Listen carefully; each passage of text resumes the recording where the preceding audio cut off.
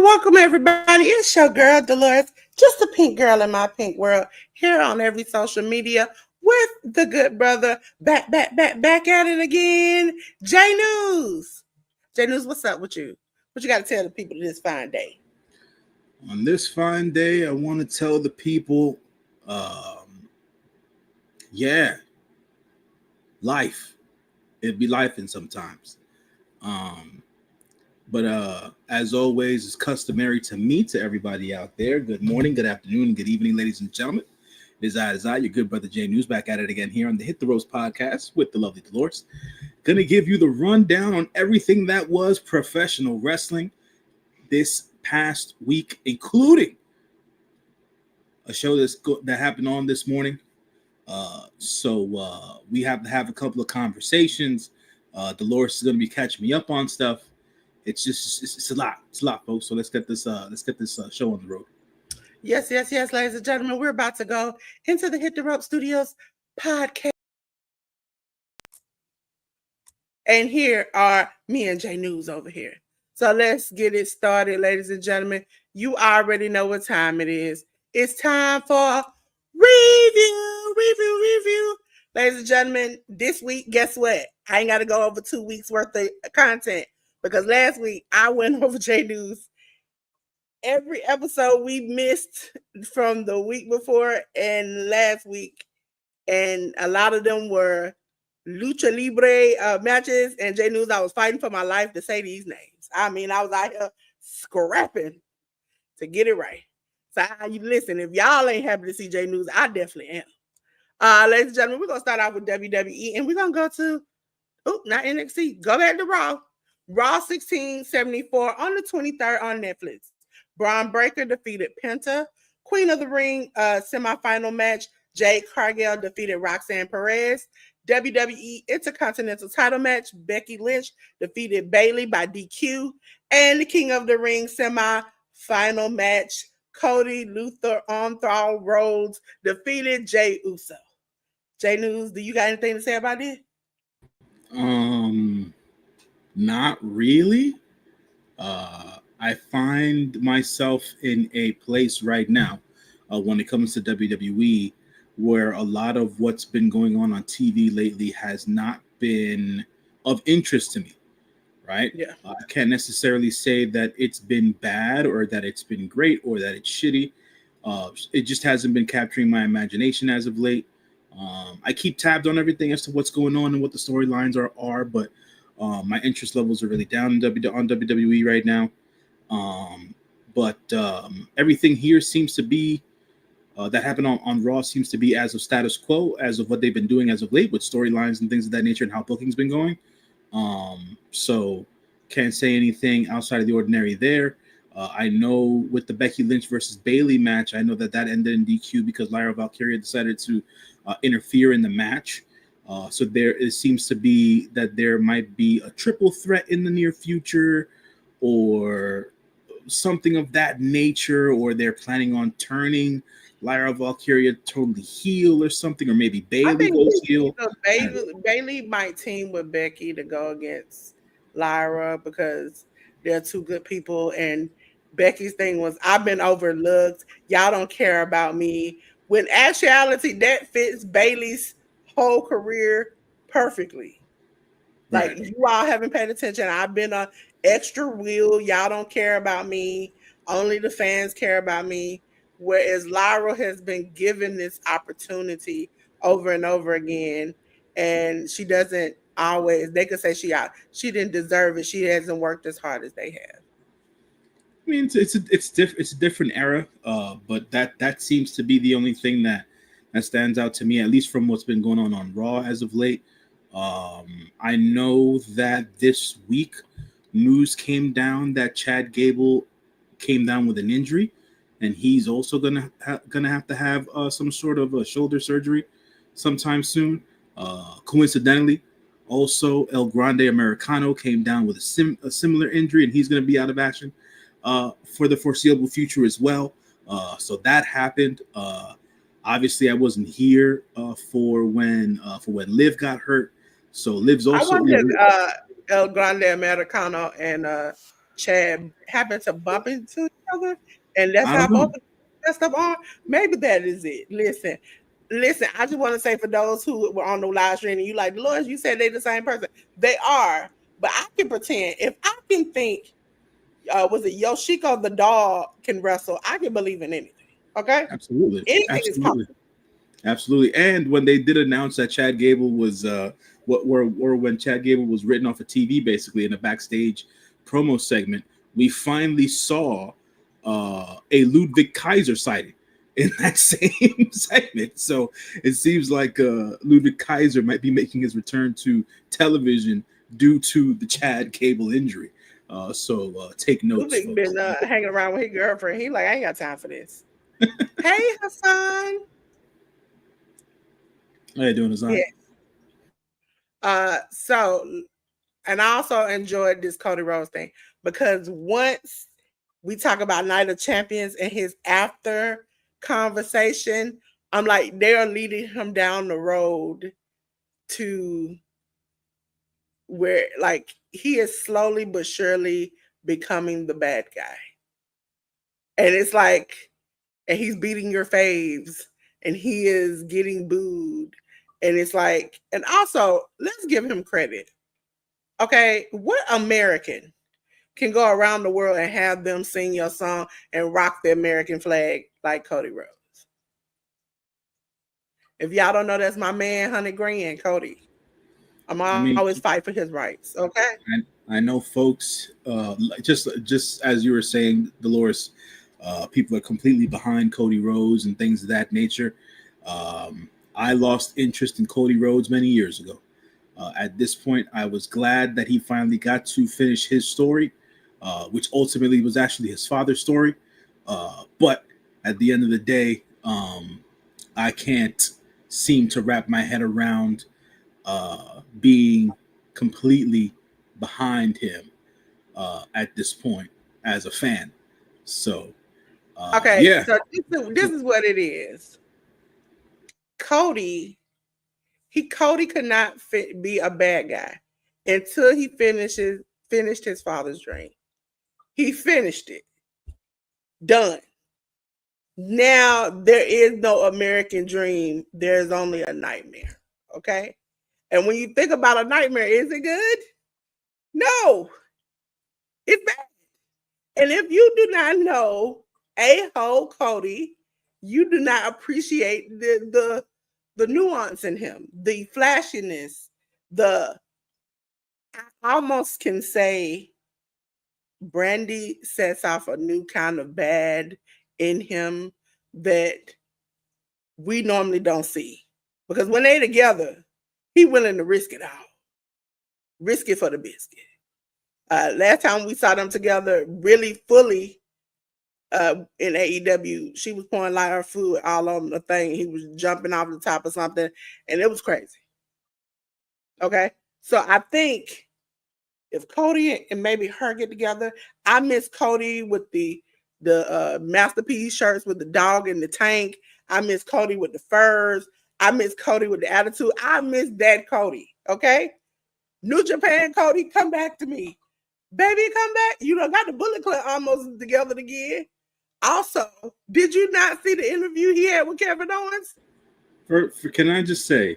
Can I just say that Cody Rhodes, the wrestler, the entertainer, probably is one of the most egocentric, yet let me continue to rub it in your face fan guys I've ever seen in my life. I've never understood why he feels the need to continuously just do what the toxic negative fans on the internet say that he does underhandedly. Like this revisionist history that he continues to tell in all of these interviews is beyond me. I just don't get it, man. I don't get it. Listen. The thing about it is, Cody gonna lay it thick, okay? And I think Dusty laid a little thick sometimes too. But Cody always, and he gets checked in these interviews about some of the stuff that he says, and it is hilarious. Like, for instance, the first time he met his wife, he says he was telling her she looked ugly, her makeup and her hair was just ugly. Natalia told her she had a conversation with him and he was hitting on her. He was like, no, I was telling her she looked ugly. Like, that was too much makeup, too big hair. It shouldn't have never happened like this. Brandy was like, he was just like, yeah, your hair and your makeup. He's like, he didn't tell me it was ugly. He just kind of like, and she was like, I don't know, am I wearing too much? And he was just walked away. I was like, sir, you were hitting on her. Don't make it sound like you would. First of all, name a black woman you can walk up and tell her hair and makeup is ugly and not maybe get cussed out or slapped. You didn't walk up to that lady and say, you know what? This is ugly. Change this. No, you flirted with her a little bit and told her maybe she won't change that. And then walked away. Cody has always, that whole Dusty story, I have heard it 5 times. With Kevin Owens, it made it sound like Kevin Owens walked into a picture that was not supposed to be of him. But then when Kevin tells the story, Kevin's like, you invited me to come up and take a picture. And then Cody is like, you right. Absolutely. This revisionist history that he likes to tell of all these specific stories. And like now, and this is something that's I believe Cody likes to. No, yeah, he rubs it in. He does. Away. He likes to sip away, and when he sips away, everything seems whatever. I know he does it on purpose, but now where it's like he doesn't even lean into the AEW stuff. He'll just say the other company, like that shit. Just, and I know he does it on purpose, and it's like, dude, he made it clear, even in the interview with Brandy. Yeah, it's not. I don't think it was necessarily Matt and Nick. It's what Matt and Nick. I don't know what happened, but whatever they did with Tony against Brandy, he said, I didn't mind whatever happened with me, but whatever happened to you still makes me mad to this day. And Brandy said, I've let it go. And he's like, but I haven't. So at that point, I'm like, I mean, that's why he won't acknowledge them too much. He did say Matt and Nick's name in the interview with Kevin. Right, with Kevin. He won't go past the company or anything else because he still doesn't. He's still mad for his wife. His wife is over it. Yeah. He's still mad for her, and I kind of give him credit for that because you standing behind your wife. I mean, that's all good, but at the end of the day, I'm not telling him to not defend his wife. Defend your wife, brother. But if she let it go, it's time for you to let it go too, man. That's all I'm saying. But see, a part of me wonders. I have been in this situation where you might have a friend, and your friends sit around, and you know me, and they might be like, Dolores is this or that, or I'm gonna cut Dolores this or that, and this and that, and you're mad, and you're sitting next to me, and all you say is, they said this. You don't tell them all the detailed conversations. You don't tell them all of the little sly stuff they said. You just tell me, hey, he said, like, even if it's a homeboy I'm dating of yours, you would say, hey, Dolores, he gonna break up with you. You ain't gonna tell me he called me all kind of B's and everything. You ain't gonna tell me that. You might be mad about that part. They might, and then I might be mad because I'm like, okay, I got broken up. I'm sad, I'm over it. And you still mad because you know the inside details. He was inside with them. So whatever happened with Brandy, because wasn't she the first one that left, or she was the last one that left out of the two of them? She was the first one that left. Yeah. Whatever happened then made him be like, bump this company, bump you, We're done. And so it's like, so whatever was said or whatever they felt about Brandy, they expressed to him, which is the worst thing you can do. I don't care if you think a married couple are not cool with each other or you can feel comfortable enough, you shouldn't do that. And whatever was said around Cody or to Cody or he heard about it, he has this anger. But I bet you he ain't told his wife what actually happened. But she seems like the type of person she been got in an interview and told you exactly what happened. She just said there was a disagreement, they didn't get along, that's it. He keeps hinting that there was something deeper. I mean, whatever works, man. I just for me, it's more about his tall tales and the revisionist history he be telling in these interviews. It But that really story he told about Randy, I looked at Randy sideways. I mean, I already looked at Randy sideways, but I'm like, Randy, you broke the toilet in the bathroom. That's right. And then That, you got up and was like, who broke it? And then you say Cody broke it. Cody is sitting there like, I saw you break it. But because I'm not as on the level you are superstar wise, I'm gonna have to eat this. I'm like, and you what you did. You did it on purpose because you knew you could get him in trouble. Because Cody said when Randy was laughing, he turned his head and he looked me in the eyes and he ripped the pipe away from the wall. crazy. I was like, sir. I was like, sir, some you was on one back then. You was on one back then. And it's ironic that they, had to face each other again. But we'll talk about that later. So, ladies and gentlemen, we're gonna go way back in the playback because we're gonna go on to the next show, which was NXT 791 on the 24th on the CW. Trick Williams defeated Josh Briggs. Javon Evans defeated Tavion Heights.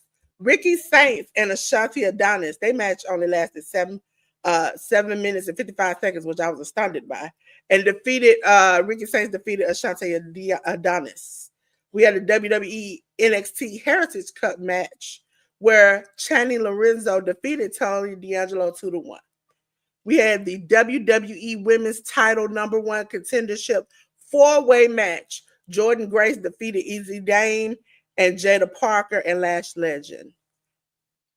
J News, did you see this and what did you think about it? So NXT comes across my timeline a bit more than main roster WWE stuff.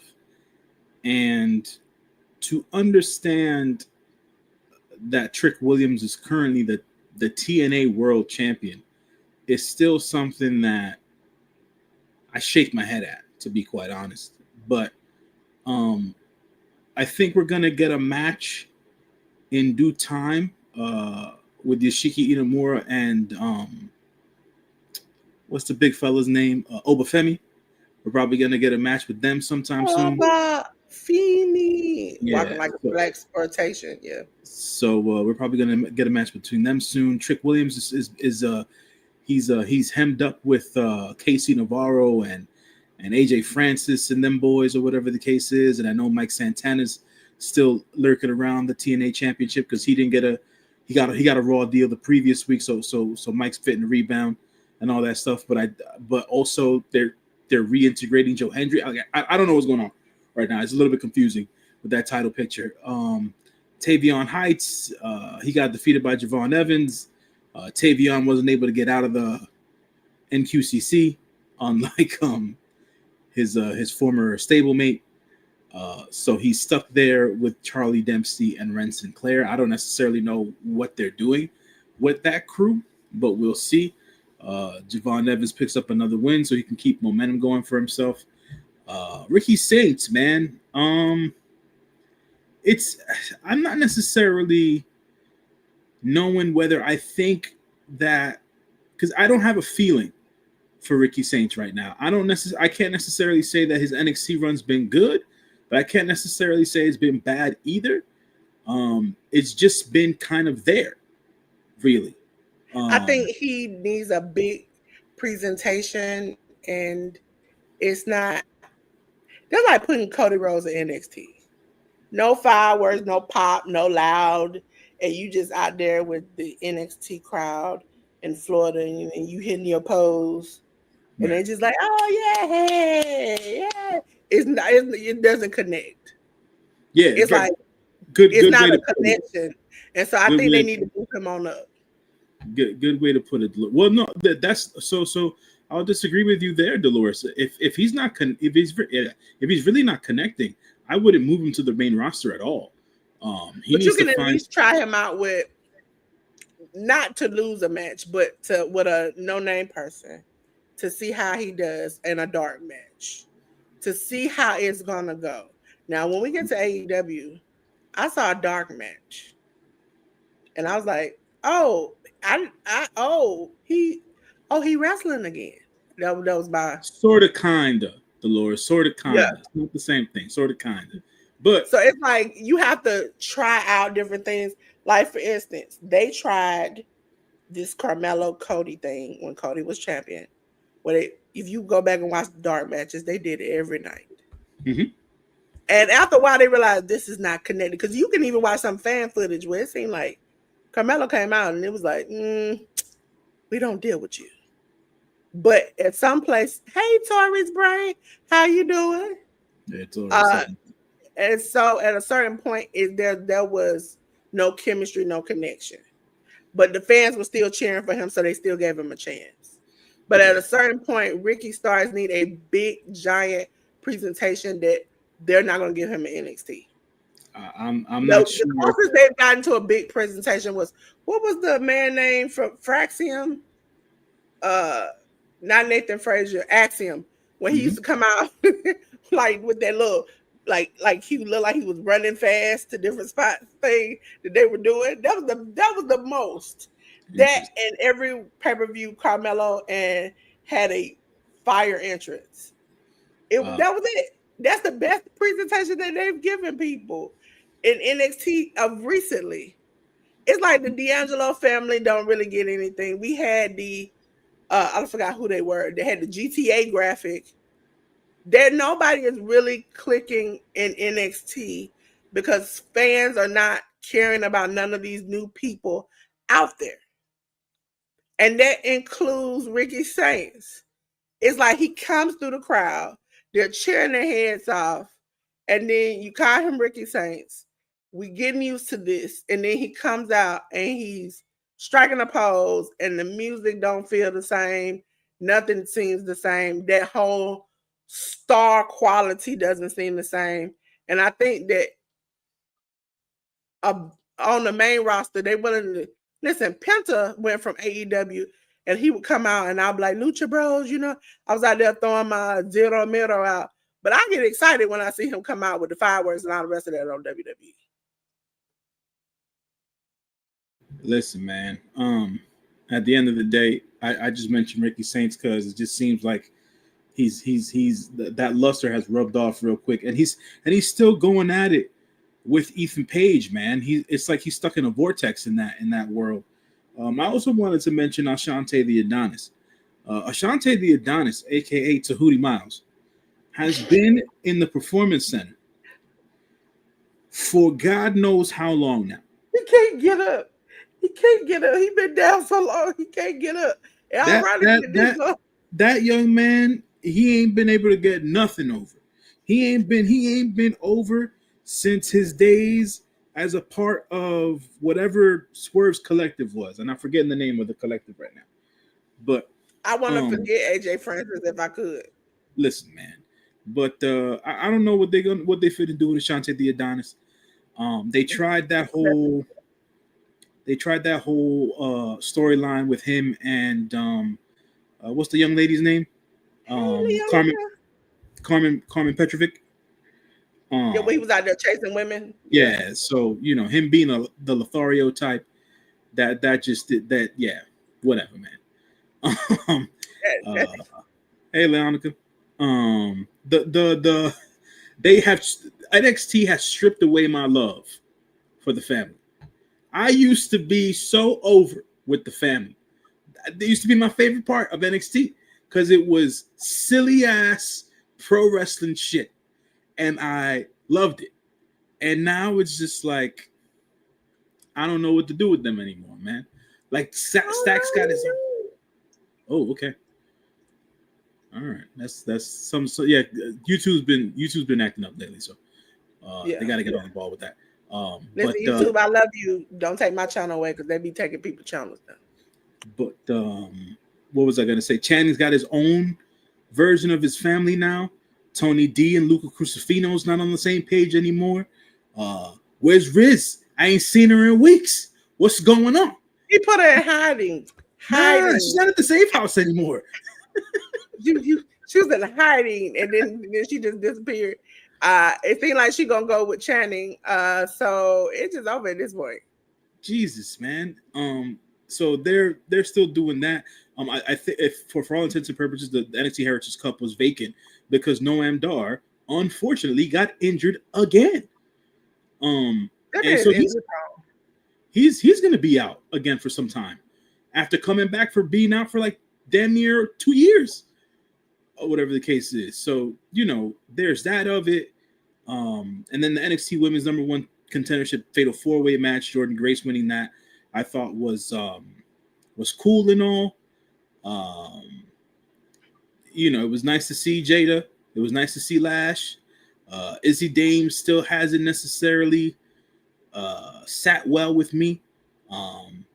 I have fun. I have fun watching Zarya and Sol Ruka together. Zaruka. It seems like they're trying to get Tatum Paxley on their side. So I think that's a bit of fun that they're having on NXT with those girls. Because they want the weird girl on the weird team. That's what it's supposed to be. So hopefully they do something with that. And it seems like Kalani Jordan, Melo's girl, is in the same place that Melo is on SmackDown. She's in the black hole right now. They don't know what to do with that girl. So, it's all a mess right now over. Sean out there singing Sexy Red songs. That's why we get this. And there was G out there having a good time. He need to stop that. Go on back, Sean. Stop reliving your youth and come on out. Listen, last time you did that super kick, so I think it was a Kevin Owens, tight pants on. I was like, yo, sir.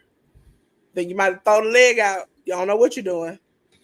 And then also to mention, they're giving that I don't know what the young man's name is because I didn't watch LFG.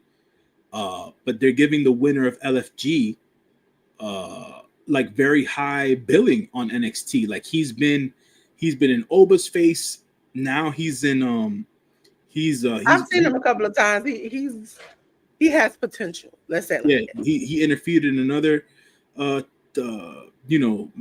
event match on this particular NXT show with what you would consider to be the men's main event roster types and stuff like that. So they have high hopes for him. The young lady, the Olympic wrestler, I saw her once on NXT after her LFG win.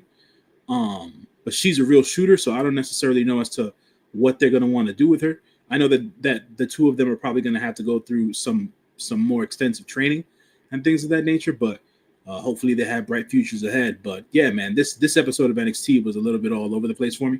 So there's that. Ladies and gentlemen, we're going to go way back into the darkness.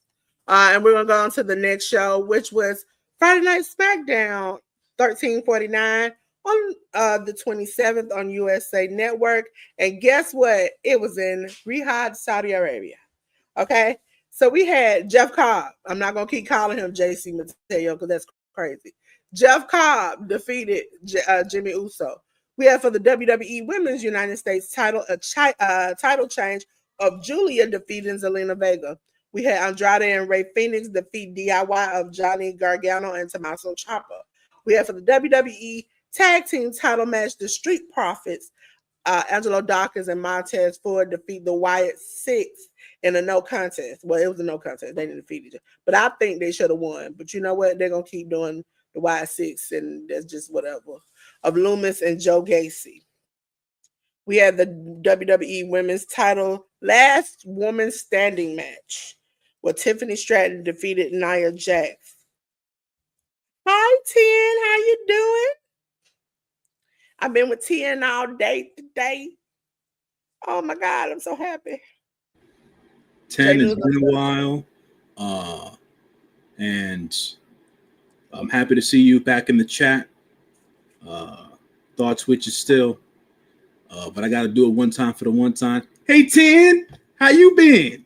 But anyways, to talk about this episode of SmackDown here, real quick, live from Saudi Arabia. I will not talk and or go into the political machinations that this brought up via the internet and all over the world on the news and in the media. I will say that my brother Jeff Cobb looks just like another generic wrestler in the WWE, and I hate that for him right now. Hate the that. girls ain't popping like they used to. That's one. Secondarily, Zelina Vega, I know she's living her dream. She wants to be in the WWE, and that's been her lifelong dream. She wants to wrestle these matches. Girl, how many times are you going to let this company disrespect you? I mean, how many times? Dolores, answer the question. This time it was her fault, okay? We had one photo of her naked with the title. Wait, what? 2, 3, 4, 5, 6, 7, 8, 9. She just kept going. I'm like, she did it on a motorcycle. She did it in the bed. She did it. I had no idea. I didn't know. She did like naked photo shoots with the belt. I was like, the belt was like, one time the belt was wrapped around her tits, and that's how she took the picture.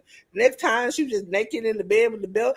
I was like, you know what? At this point, I said they're gonna take it from you, and they did exactly what I thought it was. And I was like, she was walking around town taking pictures with the belt, you know, having interactions with people in the street. Right, I saw that the interactions with the folks in the streets and stuff like that. She went back and home. You know, that's on her, because that's on her. That's on her that's doing this. So at a certain point, WWE is like, you're doing too much. Yeah. And she just kept doing it. And I was like, then she had a husband come in when she first won, and they were talking, and he just totally like fourth wall broken. He just shattered that thing. And I was like, at a certain point, now I appreciate you happy. But at a certain point, you and your wife have just shattered everything that they had built to make. Yeah, it's disinfect that belt. It's one of those things where I feel like there really wasn't much that they could do with her as the champion. You know, she's never necessarily been a mainline character as Zelina Vega on WWE TV. So I understood it was more or less like I'm not gonna disparage her like that, calling it a participation trophy. It's years of hard work, and she's worked hard and she's done a lot to get to where she got to, but like it's like, girl, they're not giving you these chances, or you're not knocking them out of the park. Something's got to change, right? So it's like, I hope that she's comfortable where she's at, and now that her husband's back, I don't foresee her leaving anytime soon. Oh no! When her husband was gone, I would have. She expressed openly she was not happy on her podcast, and she wanted to change, and that's when they started doing the build up to, I don't forgot, Puerto Rico, and then she had this big resurgence and stuff like that, even though she lost, big resurgence, and then she was happy again, and then that's around the time where it seemed like her husband was unhappy with AEW. So I mean, I believe husband and wife pillow talk with each other, and you know, if he's like, I'm not happy and this is going on, she's like, well, I don't want to go to Indies, I ain't getting paid like that. So let me just, because they have a whole crew of people with them that does these podcasts. So they have the black mass clothing line. They need to invest this money in these things, and WWE is allowing like Ryan Killens and I think Mommy and the rest of them to model for this. So they need to keep that connection. She ain't going nowhere. No. All I'm saying is that something needs to change. Just because she's just never been really that over with the crowd like that. She had her moment in Puerto Rico. that's quote unquote her homeland at the end of the day. So it's like they're gonna cheer for their Puerto Rican brethren and their sisters and brothers, but at the end of the day, for people to say that Zelina Vega's been over with the crowd, at least the WWE universe, I've never seen that wholesale support behind her. No, because we already know she's gonna lose. I mean, how you gonna get behind somebody you know already gonna lose? We go in there when she win, it's a shock. That's a problem. When she win, we're like, oh my god, I can't believe she did that. She did that. Like, we are shocked. Past that, if she lose, we like, oh okay, expected that. That's I mean, what is it? What is the dude? Gato? Yeah. What about Gato and Dick Togo. When I see them in a match against good wrestlers, I'm like somebody looking at the lights is gonna be done. Right. Sure. Also, what's his name? Ricky, not Ricky. The one who books for New Japan and AEW. What you call it? Rocky Romero. Rocky Romero. When he in the match, I'm like, he looking up at the lights. Now he ain't looking at the lights and he pinned a good wrestler. I'm like, golly, that was a shock. But most of the time, he looking at the lights. I can't see Rocky Romero winning a major title in like AEW, being like AEW champion. I can't never imagine it. It's just been maybe tough. tag champion if he with two other people who are good, but I can't imagine. It's tough. Just openly winning a title like that.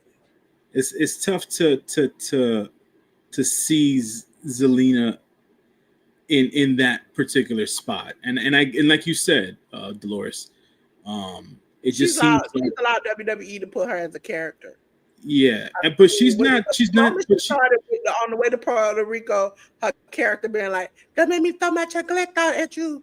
I was like, "Okay, this is the moment." All the head moving. Let me pull my earrings out. You know what? You ain't gonna talk to me like when she started all that. I was like, "Hold on, this is turning to be a problem." Because now you are stereotyping her and she's accepting this, because that was during the time where I forgot who said that they wanted WWE wanted them to do something. They said they didn't feel they felt uncomfortable with it and changed the storyline. So you were okay with them stereotyping you for opportunity in your home country that you lost and you look bad in because the match wasn't that great. So it was like you totally embarrassed yourself. And now how am I supposed? And then the week after you went back to the, I'm gonna throw my chancleta at you. I was like, I can't really take you serious at this point. Like, I was proud of you. I had a tear in my eye when you came out in Puerto Rico. I was like, Jesus, I know she's gonna lose. That's guaranteed. But what I want her to do is I want her to have a good showing. And she did not. And I was like, just like Ryan Killings, he's gotten another opportunity. And guess what he's been doing? Putting his foot on people's necks. He's been doing what he's supposed to do in interviews, on social media. He's been doing what he needs to do. She should have been able to do that. But it's different though, Dolores, because Ron, let's be real.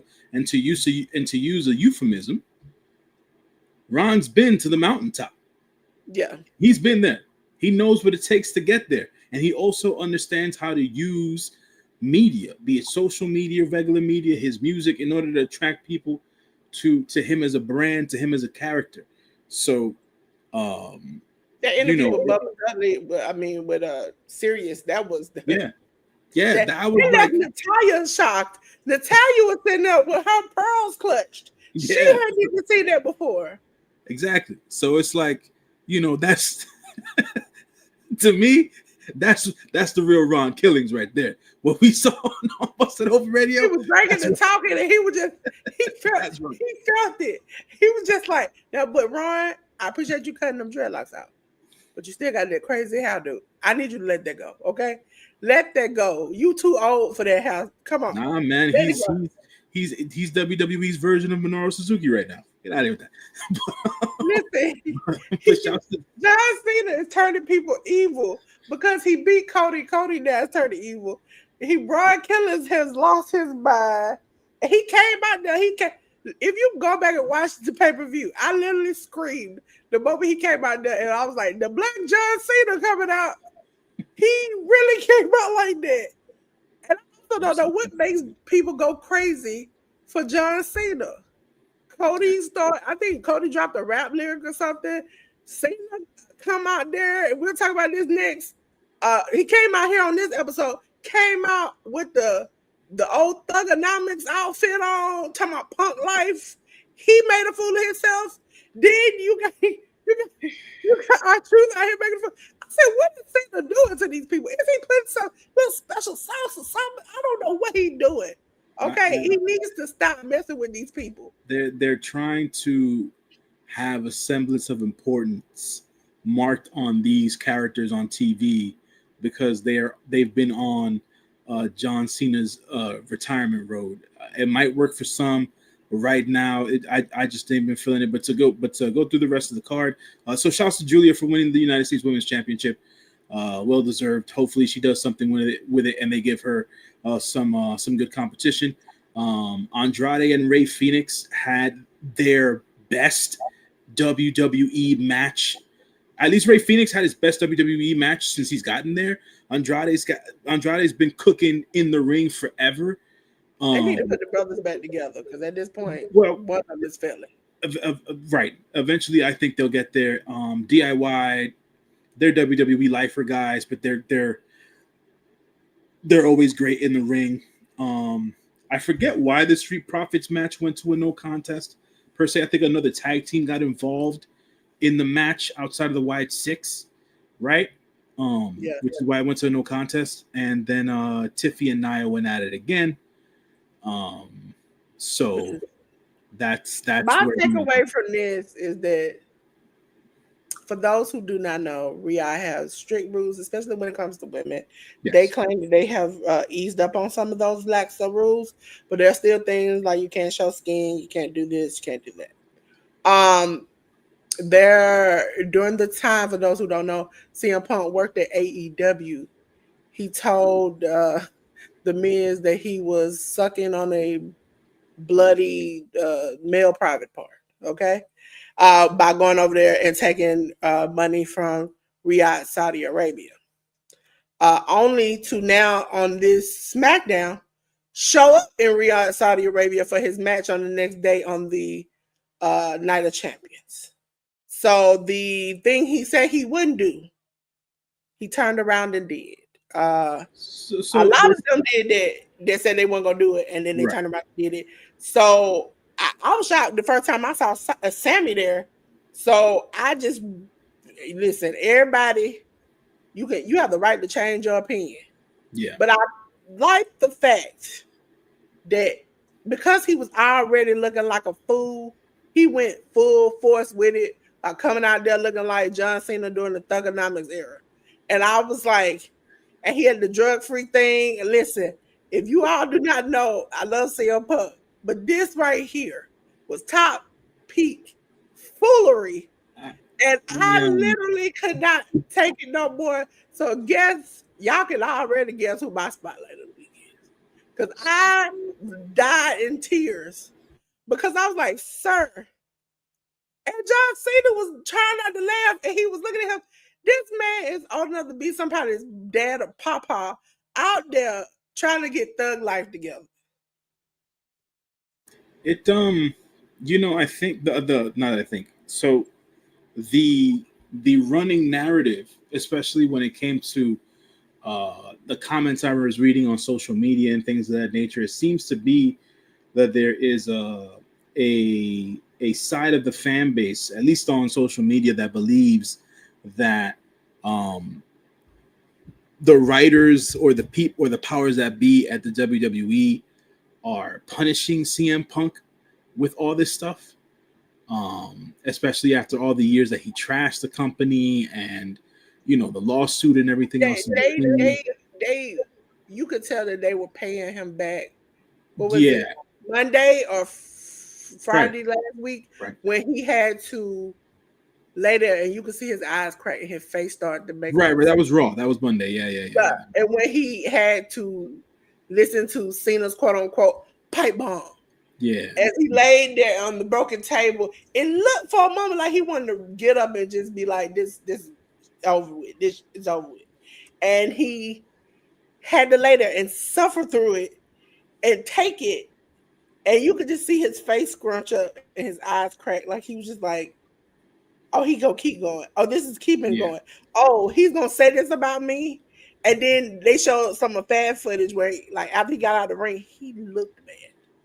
But Yeah, then he do the thugonomics thing, and I mean, listen, if that was an embarrassment, I feel like I'm not gonna say he took it the Dusty Rose way. You remember when they tried to embarrass Dusty and right, he with the polka polka dots and all dots? that shit. Yeah, I don't think he took it that far, but he did make it funny enough where it's like if this was a punishment, it was all our enjoyment because we all had a good.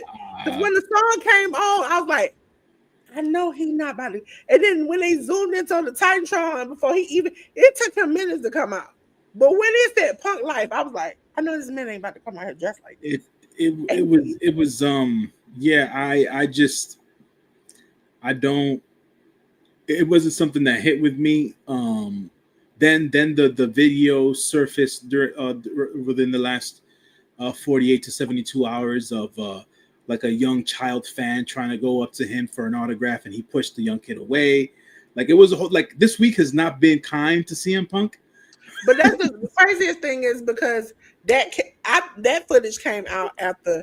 If you watch the after show of the Night of Champions, a young girl was like shaking his hand, and she pulled him close, and she was like telling him like something. It seemed like she was telling him that like he don't give up. He did a good job. He'll get a chance again. And he was like genuinely engaged with her and hugged her. Mm. And it was like to see that 24 hours after that, it was like, what's Was her? a lot of this stuff is like, yo, what's going on type deal.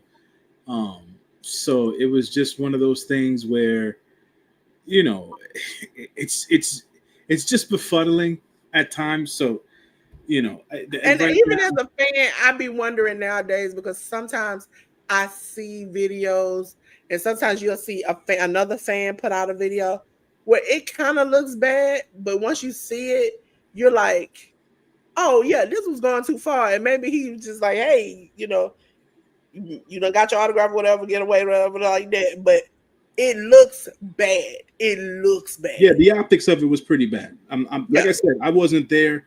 I can't say shit. I'm just saying it seems in the eyes of the public, CM Punk has had a pretty bad week, and it seems like the narrative within a certain part of the wrestling fan base and stuff like that seems to be that CM Punk is being raked through the coals by people in WWE's upper management and writing team, and they're making him go out there and do embarrassing shit. But it's to the point that you made earlier, Delores. This ain't Dusty Rhodes. Dusty Rhodes got those polka dots over at the end of the day.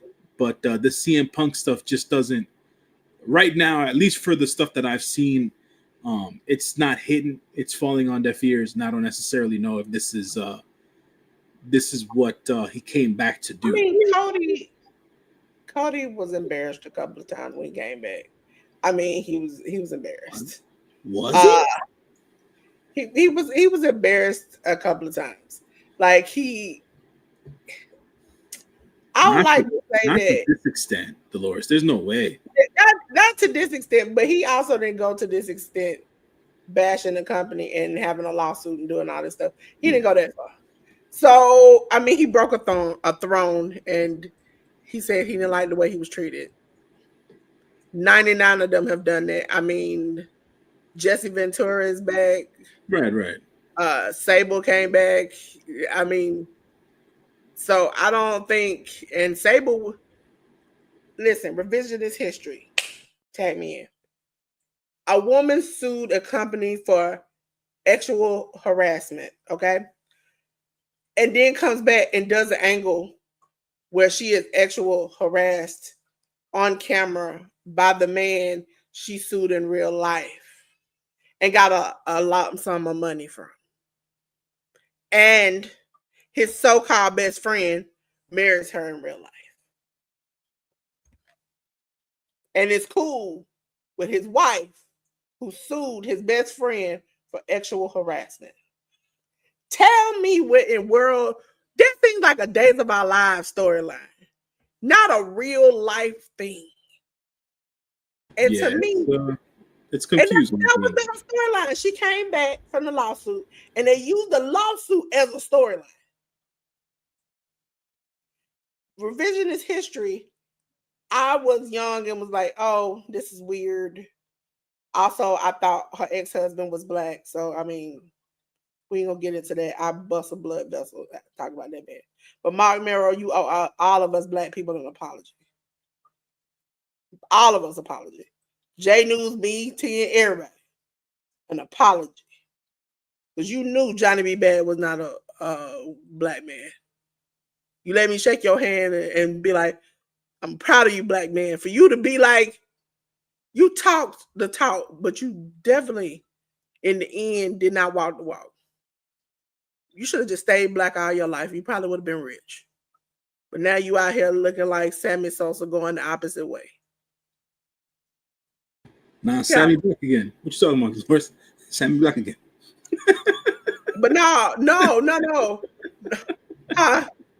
You said Sammy Black again? Sammy Black again. Sammy Black again. But you going the opposite way.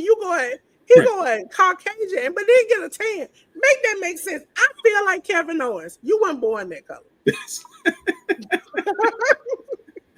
Owens said that. I said I felt that because Mark Merrow was the first one, and he had us fooled. Yeah, I was laughing so hard, but it's so true. I'm with KO 1,000%. Get rid of the spray tanner yesterday. Braun Breaker became semi-black, and at that point, I said, "You got to stop." But then when Cody said, "Are you talking about the color over all of his skin, or the fact that he don't raise his arms?" And I swear, I went back J News, and I saw him raise his arm, and I was like, "Sir, you Caucasian under the arm, but you dark brown all over. Make that make sense." It's crazy because the biggest culprits of the spray tanner, and he mentioned this during the interview with Cody, because he mentioned the Bucks, because the Bucks are some of the most heinous. Yeah, splotty. They're splotty. They're like Caucasian brown. It's just everywhere. The spray tanner that the Bucks and MJF use, like, I just don't. Stop using it, man. Stop. Y'all need to do what Matt Cardona does and whatnot. Get the whole spray tan up with the machine done, then go into the tanning bed so that shit sticks and doesn't run. And it looks like you're freaking tan at the end of the day. There's a difference between tan and being black. When I have to question your ethnicity, and I'm looking at you like, Brian, is your mama black? I have to guess. No. Come on now. You don't went too far. Brian Breaker, if you did not know, he looks like he got a little bit of black.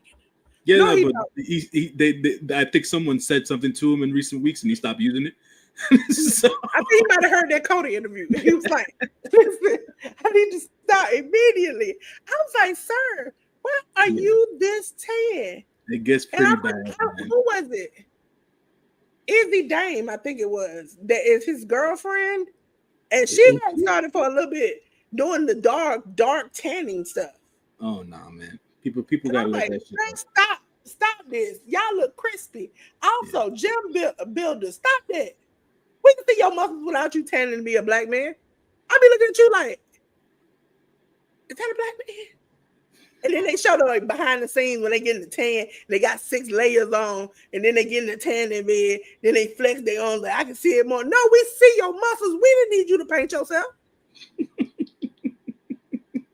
It's the worst, man. It's the worst. Nigga was 2 shades from being black. When he was like that, I was like, sir, stop. Stop. That's people need to stop. They need to stop. But let's get on with my brown brothers and sisters, stop tanning too. You go from brown to crispy black. Stop that stuff.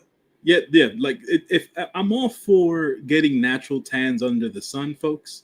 Like if you go to the beach or something, put sunscreen on though. Yeah, put on the SPF and all that jazz, and get your minimum, an hour of sun in, right? Remember to always turn around and take the different angles and all that stuff. Don't stay in one position the whole entire time.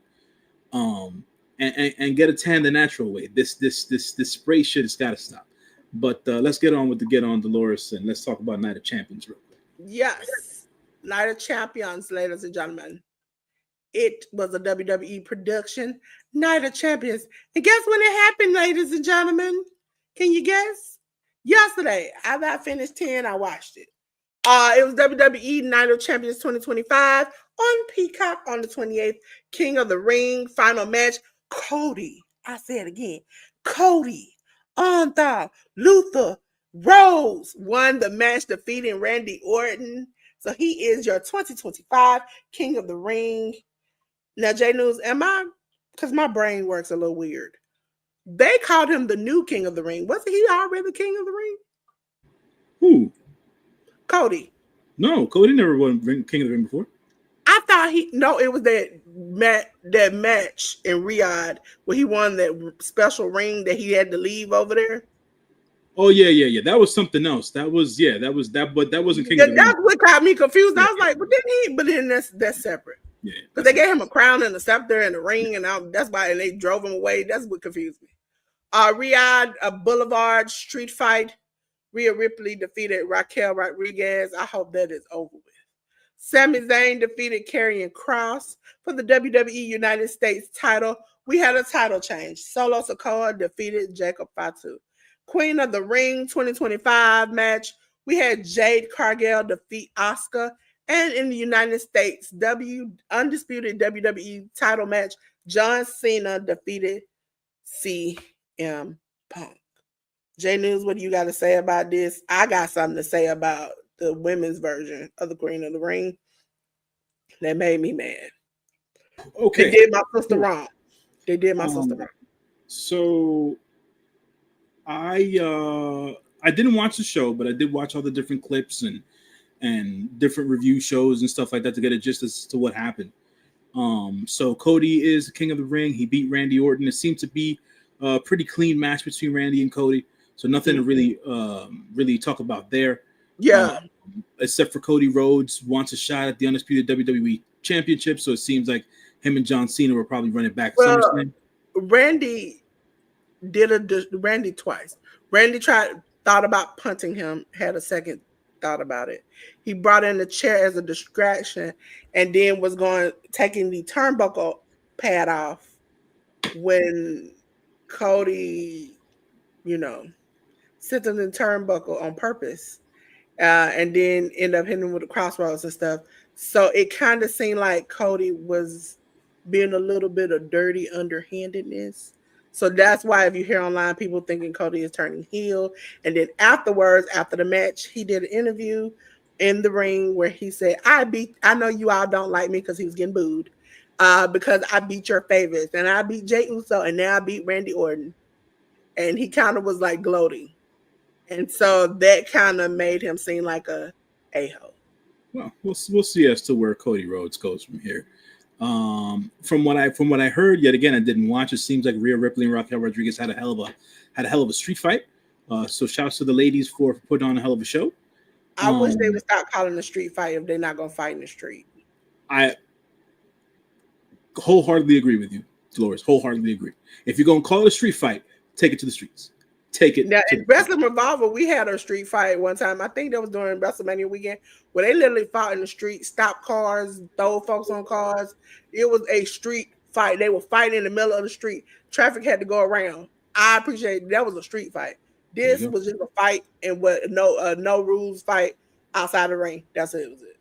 And they couldn't go in the stands because they got rules and they two ladies. Exactly. So there's that. Sami Zayn defeated Karrion Kross. I am of the belief, this is my personal opinion. I feel like Karrion Kross is on his way out of the WWE. They have yet to renew his contract. I know that the WWE fan base, the WWE universe, is very much behind him at this point in time, but it doesn't seem like the people, the higher ups, the writers, management really believe in anything that Karrion Kross is doing. Karrion Kross seems to have really connected with the WWE universe via his promos and his vignettes that he cuts online, and a lot of that stuff he puts together himself. Him and his wife do, and a team that he has around him. So shouts to Karrion Kross.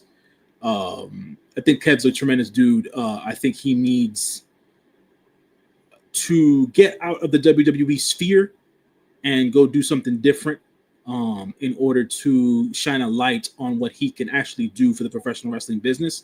Because as to where he's at with the WWE right now, it's just there's a He complete did disconnect. that, and then when he came back, they didn't do anything with him. But also goes back to a lot of what the wrestlers and especially the women have talked about. They have. I'm not for sure. I could be misquoting it, but I remember seeing an interview. I think that they had a pregnancy that did not work, and from that would not work, but did not complete this destination. They are looking to make the money while they can. So when they start a family, that money is there. You have some security. Whereas the Sure, yeah, Indians, you don't have that security, and you get hurt or something happens. That's all on you. yeah, So you rather get this money, save it up, do what you got to do, even if you're doing treatments to have children or whatever. Do all of this while you can and make this money while you can. So when you do leave, you can go and be on the indies. He was on the indies. They were freshly married. That was something that they're not wasn't thinking about, wasn't worried about. You know, once he got into the indies good enough and had been there for some months, they had been married for some months, and then it's like, well, what's the next step? And then you start looking at your check from the indies and you not making what you used to make. You like, well, the opportunity comes back, I'm gonna take it. And it yeah. did No, because they got a lot of fanfare. I can understand the personal stuff and how it correlates to the day to day. But for me, I stick with what it is business wise from a wrestling perspective. And he seems to be over with the crowd and the fans of the WWE universe, and he's just not being used in a way where his talents can be demonstrated and rightfully used. So for me, like I said, just from everything that I've been seeing in recent months and recent weeks, it just seems like he's on his way out. He's just taking loss after loss after loss at this point, which doesn't necessarily bode well for a guy his size, especially with the WWE being the company of these bigger wrestlers and stuff like that. The I BS think crap he's about doing better now with this Sami Zayn feud because I yeah, don't think he's over with that. He's also, you remember when he was trying to get Ron Killings to be more tough, be more edgy.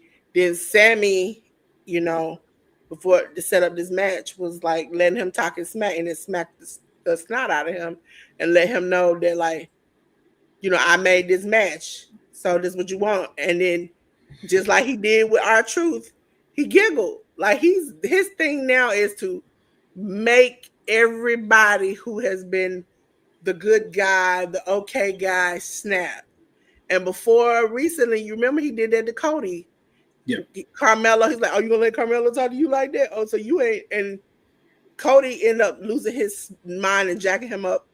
So it's like everybody is turning slowly, and he's the key to it because he is finding this inner craziness inside of somebody, finding their weakness and poking at it. right. Cody, you're never gonna be good. You're Which never gonna be good enough. With Sammy is, you know, you're never gonna be champion. Well, yeah, our truth is John Cena is never gonna like you. He don't see you, he don't know you. You did, and so he picks at it. I think he's connected with the fans. And also WWE said in the promo up until the moment he walked out, they said that when he was walking out, he connects to the fans. They yeah, like snap like this. And so when you got, now they see what our truth, you normally say, oh, okay, this is a fan favorite, I'm gonna fire him anyway. That's not gonna work anymore. Fans will lose their crap because they want to see him. They want to see this cold-blooded, can't say the word, iller online and in the ring. And he's beginning to show you this. He snapped on the Miz on the interview. He's been giving them what they need as fans. They don't want to lose that. And yeah. I think they might just be trying to negotiate last minute. He's digging his heels. He's like, I'm not taking any lesser. I'm gonna stay at where I'm at because some WWE wrestlers recently have said that they've been They've lowballed. lowballed. Yeah, Yeah. they've been lowballed. Yeah, And absolutely. so he might say, I'm not taking lesser than that. Yeah, Y'all $1 billion company, give me my money. yeah, yeah. So and then that's respected from the business standpoint of things or whatever the case is. But I feel like he's got to take it into his own hands and just do other better and other levels of work outside of the WWE, and not with the intention of not with the intention to get back there, Yeah. just to do Well, something. where can you go now? It's like AEW wrestlers are leaving left and right. They don't want to be there. They're not unhappy. TNA is now working with WWE. Mhm. CMLL, which I think he's been in AAA before. Yeah, he used to be. CMLL is working with AEW. AAA is now owned by WWE. You go to the indies, you really don't have a stable income, because I can tell you from what I'm gonna talk about later on, Wrestling Revival show looked like they was in the gymnasium and it wasn't good at all. So where can you go now? You Is got to. everything being monopolized at this point? Where can you go now? You're No, I mean, stuck. I mean, at the end of the day, you can set your own schedule. Um, Promoters Now I are. would say GCW, but even GCW, since that incident, is not getting the greatest, you know, eyes on it. I'm probably one of a few people who still watch GCW because I like hardcore wrestling. So it's just Yeah, I think at this point, it's just more or less like, if he stays with the WWE, cool. I just want him to be better utilized. I think there's a misconception out there where folks feel like, oh, all the fans want is for their favorites to be champions, and it's like, nah, they don't need to be champions. they Just need respect. just use them in a better way that makes them a part of the grander whole of the show.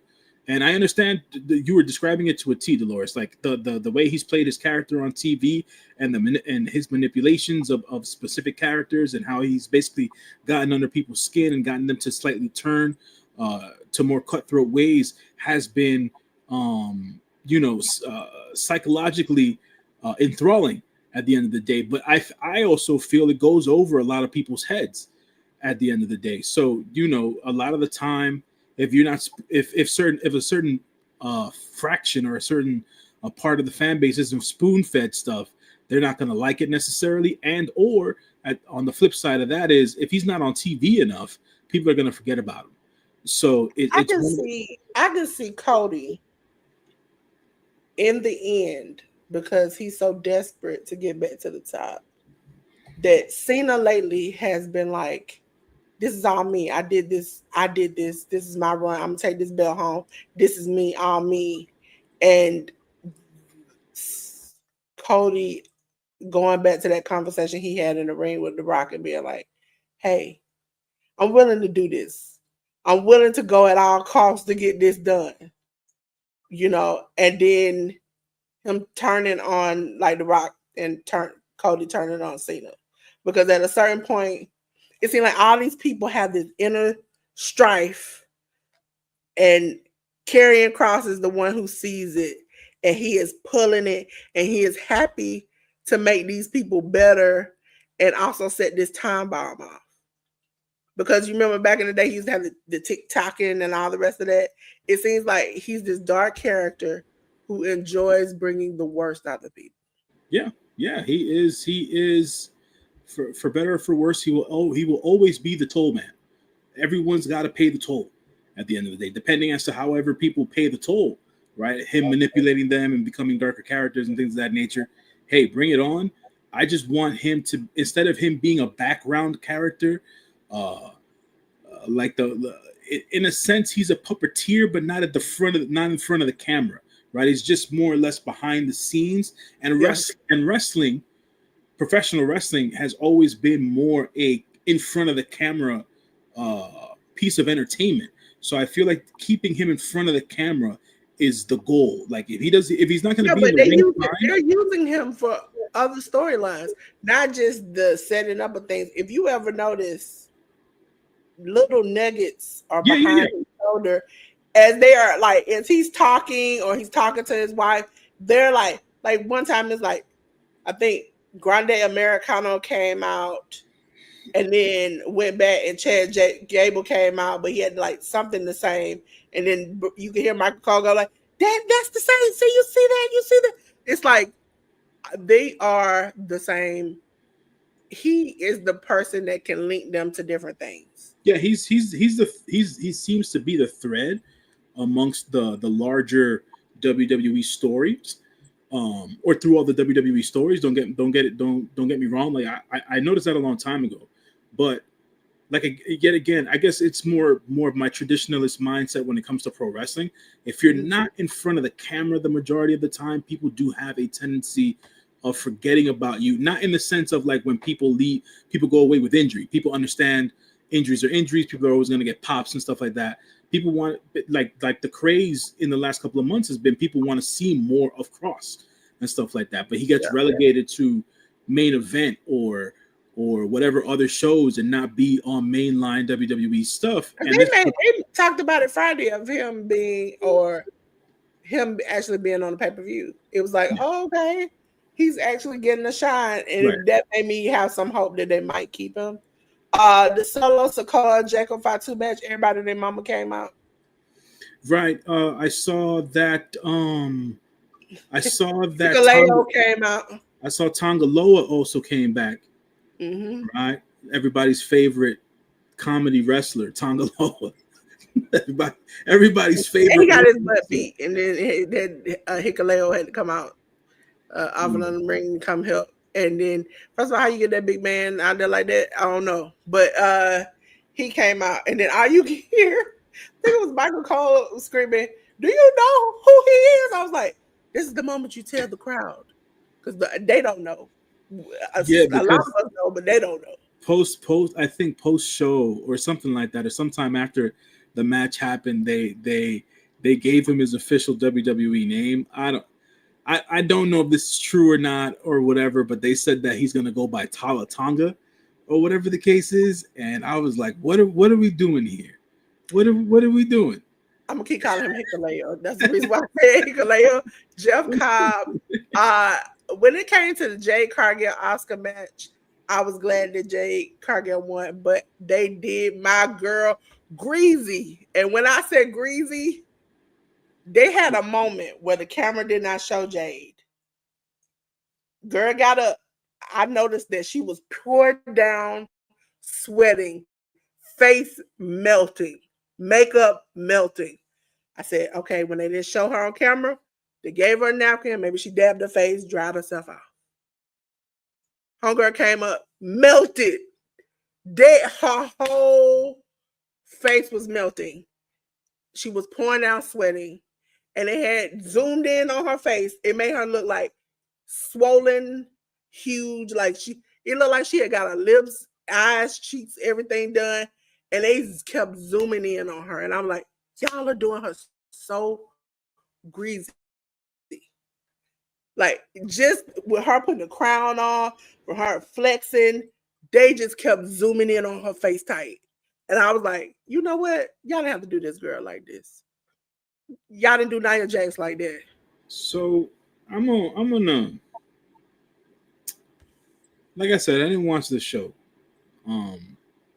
I know that there seems to be a belief amongst a particular part of the fan base that anytime any of the African American Black female wrestlers go anywhere overseas, they look like a hot mess express, and they had her in all white with all this makeup on. Well, that was her choice, but at the end of the day, I'm leaning more towards there being some sort of a racial implication. Well, she was dressed up as Storm from the X-Men. But they missed the mark with that. She looked like a human Power Ranger. Well, she looked like the white Power Ranger. At the end of the day, she was supposed to be coming off like a superhero, so they did the job. That was the premise. But there seems to be this racial connotation, racial implication when it comes to specifically the Black female wrestlers on the roster, and how they get booed anytime they go overseas. Period. Right? It can be in the UK, it could be in Germany, it can be in France, it can be here in Saudi Arabia, like it was yesterday. They get booed. She pointed it out. Yeah, She pointed it out in her after interview. She's yeah. like, y'all can boo me, but you know what? And that was our old So it's WWE. Don't let her talk on her own. It never works out. She tried, and it was horrible. She was like, so yeah, you all boo me, but this is for you all. Don't stop being you, okay? Okay, you all understand? Just be you. And I was sitting back. I was like, first of all, they zooming in your face melted, and you up here huffing, talking, and they could have gave you about a good 2-3 minutes to get yourself together. I'm just hoping that whatever this is, that folks keep on implying, is just more or less a figment of people's imagination, and or something that has to do with how these ladies are being promoted and projected on WWE programming. I think I it can has tell more. you firsthand from yesterday, Yeah, Oscar came out and it was like, right. That she got Jay music got hit, and she was like, boom. Yeah, I heard Naomi got the same reaction on Yes, SmackDown and whatnot. So yes, yes. it is what But it is. it normally happens like that. And I'll be sitting there and listen, as a black woman, sometimes you have to be like, is it me that sees this? Or it's a figment of my imagination. I hope this is not what's happening. And then when you see it happen multiple times, you like, it's not a figment of my imagination. It's reality. Yeah, But it's I'm not mad because they don't like women too much. So I wouldn't expect that they would like black women yeah, too. but at the end of the day, I feel like it's such an unnecessary thing for the ladies to go through, and so it's just to see this continue to happen is like, just for my, I guess, for my preference, speaking for myself, it's like, stop, don't put them on them shows. Just leave them to put them on the US shows. Don't put them on them shows. Don't expose But them to see, that shit. That shit is just whack. It's garbage. At the this end of is the the day. thing about it. The majority of the people do not like them. The government of Saudi Arabia, shout out to them, they are very much male heavy, and they Yeah, see I know these that. people every week. And as a blooded man, they see them and think, I like that, bring them over here to wrestle. I want to see them wrestle. But the constituents are like, get them there. Oh, yeah, I don't want to see that woman wrestle. I want to see her. They rather see Tiffany. They cheered Tiffany in the crowd and booed Jay from the moment she came out. Her music hit. She wasn't even on the stage yet, and they booed her. Damn shame, man. Damn shame. But from what I heard and the reports and the reviews I saw, the match wasn't that great. So Wasn't it that wasn't kind that of great either. that sucks for the ladies. So hopefully something better down the road for both of them. I understand Jade became the queen of the ring, so it allows her to get a shot at the WWE Women's Championship at SummerSlam. So we'll see how that goes for her. But yeah, there's that, and then obviously that CM Punk versus John Cena match just reminded Turned me into of a crap show. a House of Torture match. Yes, it turned So into how do do do do do do. That's all I kept hearing every time I saw somebody else come out. So yeah, Penta came out, got stomped out on the thing. Then I forgot who else came out. Sammy came out. Then you had Braun Breaker, JC Mateo, Sami Zayn. I think did R-Truth come out? I can't remember. Then you had the referee bump to them. Then you had Cena and Punk working together. Then you had Punk give Cena a hug, which Cena tried to kick him in the gonads like Cody, but he caught his leg, ended up losing. Then he had to walk away happy, pretend like he was okay with it. At this moment, I'm like, okay, I'm sick of this. Who is he gonna face next? Now, R-Truth been beefing with him. Are they gonna fight again? Because if they do, we already know who's gonna win that. it's your So main why would man. you do it? It's your main man, 100 grand. They're gonna run it back with Cody. Cody's the king of the ring. But they have to do it at a big event. They're gonna do it. They're gonna do it at SummerSlam. No. Cody cannot win, because then you're gonna have Cody win something else to get another shot. Like that will make it obvious that Cody is the one that's gonna have to win the title. You have to do it where Cody wins it before the retirement date ends, so you can be like, he saved the day. SummerSlam. John Cena. But that wouldn't be a whole year, would it? Huh? That wouldn't be a whole year, would it? Not for John. John can go ahead and do something else, but Cody can go win the belt back. But that's supposed to be the thing that this man is saying, I'm gonna leave with the title. Yeah, and this is what I'm gonna do. Unless we do, because since they've been doing flashbacks, unless we do a Bret Hart on John Cena. No. Don't. No. And Cena screw Cena. And it would be The Rock that helps Cena screw Cena. Because that'll help you turn Cody heel, because he done linked up with The Rock. And then you also get to make babyface John come back as the sad person who got screwed over badly. Because he really is not a bad heel. That makes sense. That makes sense because the storyline has it where The Rock wanted Cody's soul. If The Rock gets into Cody's ear over time, or if that's at least promoted via some sort of promo where The Rock and Cody have been talking as of late, and then the Rock and John Cena haven't necessarily been having those kinds of conversations, and they can do the SummerSlam screw job, and they make Cody the champion, and then they do a double turn where Cody goes heel champion and Cena's seen as the face. I can see that happening. That makes sense at the end of the day.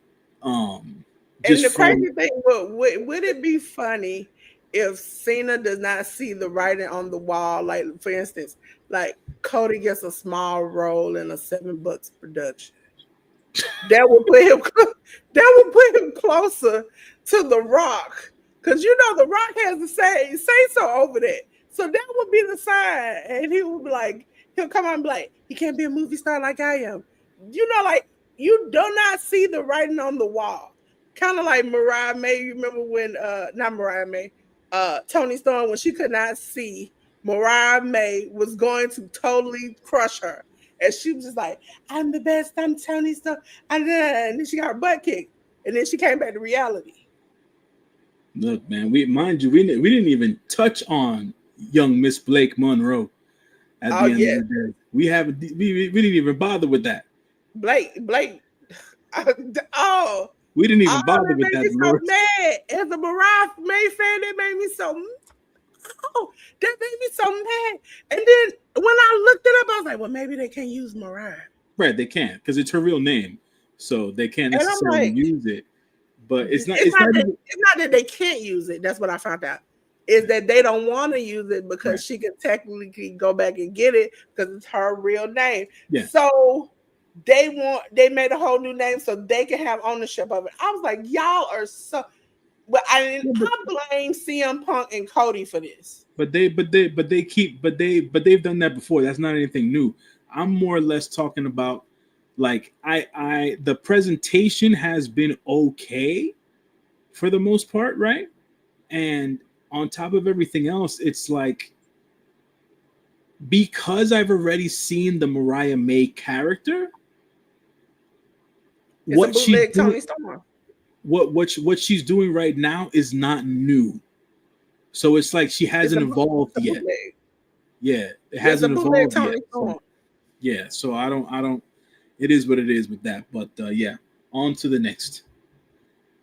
Ladies and gentlemen, we're going to go way back. AEW, ladies and gentlemen. AEW, J News, I'm so glad that I thought I had skipped because sometimes I watch today. There was no ROH. I said, thank you, Jesus. $2.99 on the 25th. TBS HBO Max. Swerve Strickland and Will Ospreay defeated Blake Christian and Lee Johnson. Kota Ibushi defeated Trent Beretta. Jet Speed of Kevin Knight and Mike Bailey defeated AR Fox and Ricochet. Man, Ricochet been getting his bust though. Men's Casino Gauntlet #1 spot 4-way match. Mark Briscoe defeated Bandito, Konosuke Takeshita, and Roderick Strong. In the women's gauntlet, casino gauntlet number one spot 4-way match. Again, WWE, AEW. Start with these 29 sentence paragraphs for me to read about a match. Just saying it's the casino gauntlet number one match. Why we gotta go on all of this other stuff? Chris Statlander defeated Athena Thunder Rosa, Willow Nightingale, which you all know I got a beef with Willow. Adam Page defeated the Beast Mortos. J News, what did you think about this? Let me run this down. As a result of the first match with Swerve Strickland and Will Ospreay, after they did quick work of Blake Christian and Lee Johnson, the founding fathers, the EVPs, the Young Bucks were out there watching the match. Strickland and Ospreay ended up challenging the Young Bucks to a match at the All In Texas event, where the Young Bucks have to put their EVP titles on the line. If the Young Bucks lose, they will no longer be EVPs, and that is it. It's not that Swerve and Will Ospreay become EVPs. No. They're just putting up that particular title on the line to give the match higher stakes. There's that. To speak frankly and transparently, Kota Ibushi versus Trent Beretta went exactly the way that I preferred it to go, meaning it was a slow-paced match. It gave Ibushi time to reintroduce himself to the AEW crowd, and he worked well enough, given his injury history in recent years, with Trent to continue the storyline that's going on between the Don Callis family and Kazuchika Okada, along with Kenny Omega, Kota Ibushi being a former tag team partner, best friend of Kenny Omega as the Golden Lovers. Ibushi now heads into this week's Dynamite 300 episode as he goes one-on-one with Big Kazuchika Okada before All In comes into play. Hopefully we get a great match between Ibushi and Okada this coming Wednesday. Jet Speed defeating AR Fox and Ricochet. This continued the storyline of Ricochet looking for a new crew of guys to basically back him up in his search for gold. Jet Speed with the win here. Ricochet leaving AR Fox on the apron, thinking that AR Fox was not good enough to tag with him, basically, and leaving Jet Speed to defeat AR Fox on his own. Later on, we get a post-match segment with Ricochet coming out of the arena with his suitcase and his trench coat, or whatever the case is, and AR Fox got in Ricochet's face, basically saying, what the hell was that went on out there? And then we see the Gates of Agony take out AR Fox and put him through a chain link fence. And it seems like the Gates of Agony are now going to be Ricochet's heaters going forward. So that's going to be part of Ricochet's new crew going forward. So we'll see how that works. In the men's casino gauntlet, shouts to Chicken Man. Chicken, aka Mark Briscoe, had a very, very unique yet funny promo battle with MJF before the match actually started. And yeah, man, props to Chicken Man. He held it down. He cut a funny line on MJF and stuff like that. And MJF was out there with the Hurt Syndicate and stuff like that. The Hurt Syndicate's still looking for people to challenge them for their tag team belts. So next in line is going to be Jet Speed at All In. I don't see Jet Speed beating the Hurt Syndicate, beat Bobby Lashley and Shelton Benjamin. So there's that. MJF seems to be going into a storyline at All In versus Mystico from CMLL. MJF on that Thursday, there was an MLW show here in New York, and MJF did a surprise appearance after Mystico had a win at the MLW show, where he low-blowed Mystico and stuff like that.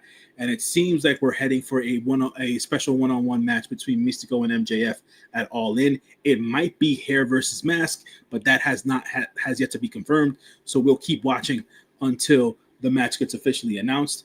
We're gonna get a one-on-one special matchup between Takeshita and Bandito for the ROH championship at Supercard of Honor. during All In Weekend, so that's been decided. That's already been booked. But everybody in that match looks strong. We then had the women's casino gauntlet match. Much love to Chris Statlander. Chris Statlander is one of my favorite women's wrestlers to watch. I enjoyed the match between all the ladies here. Shouts to her for winning the match. More time for all of these ladies on TV is something that I would prefer. Chris Statlander is embroiled in the storyline with the Death Riders now because Wheeler Yuta keeps on getting under her skin, basically trying to poke and prod Chris Statlander to more or less join the Death Riders, but not necessarily officially offering her that. And Marina Shafir, who is one intimidating woman, all she's done in recent weeks is just stare down Chris Statlander, which isn't necessarily negative or a positive. And then obviously, if folks haven't watched, John Moxley had a very unique and motivational promo to give Chris Statlander, letting her know that she doesn't need validation from people out there, that she has to just continue to do her and be her, and she will be all right. Athena will also be having a match at the Supercard of Honor show. Her and Thunder Rosa are going to go one-on-one. I hope that Athena ends up in the actual women's casino gauntlet match, along with Thunder and along with Willow. Love to watch Willow. Thunder's Thunder right now. So that was that. And to give it a chuckle for the people out there who believe that this is true, it seems that Mercedes Moné used her creative influence in AEW, and she got her man a main event spot on Dynamite when he went one-on-one. The Beast Mortos is currently dating Mercedes Moné, for those who don't know. And Mortos, Big Frank, he went one-on-one with Adam Page, and they had a terrific match, by the way, because that's what Mortos does. He has terrific matches, and so does Adam Page. And it seems that does she? I don't think she does. I don't think she does. Weird is the type. Weird? Mm-hmm. Weird. I don't think that's weird. Man. Okay. Big Frank's the lawyer, man. Big Frank's the lawyer. Big Frank is weird. And then her first husband was weird because she even admitted that she thought he was weird and didn't want to give him a second date because he was snot-nosed. And they first meet it over yes, type is weird. She went on a date with him. I'm assuming he was a little stuffy, a little sick, and they were eating, I think, pho or something. And his nose started to open like a faucet and run badly. And he was sniffling and doing all this stuff and messing around, snot-nosed. And at the end of the date, he was like, "Hey, can we have another date?" She was like, "Yeah," but she's like, but then I looked at him and I was like, "We ain't gonna never date again." And then they end up dating again, and she ended up marrying him. Listen, J News, can you imagine that you're on a date with a woman and her nose just starts running like a faucet? I mean, running stream down this way. And she's like wiping her nose, snot nose and everything. Just, and then she's like, "Well, can we have another date?" And you like, "Yeah." That's weird. And the Beast Mortal, I mean, giving somebody another opportunity to show you the best of themselves if they're not in the best. She called her own husband weird. She called her own husband weird. So at that moment, I was like, okay, so she into weird. And then now this proves my thought. She likes weird things. Ain't nothing weird about Frank. He wears a mask. He's a luchador. He's a smart man. He's a lawyer. He used to be a veterinarian. They should promote. Is Frank her size? Huh? Is Frank her size? Is he her? I don't know. I think they might be the same height, to be quite honest. No, I'm talking about weight wise. It's her. No. Frank's the heavyweight. Yeah, Frank is gonna crush the poor girl. She likes weird. First of all, stop the presses. You've seen Frank. Frank is weird. Frank used to have chest hairs, beanie bees on his chest. Frank is weird. Frank is not weird, man. He Frank just has wears. beanie bees on his chest. Most people have the back of their hand in the kitchen. He ain't on his chest. Frank is weird. She's into this weird stuff. And it's cool with her. Get your weird on, okay? I have a thing with hood people. That's my weirdness. That's her weirdness. She's just like weird. I'm not gonna allow this Frank slander. Frank is not weird. He's a luchador and he roars because he's a minotaur. That is all. He is not weird. He wore in the bed. They do that. That's how he got her.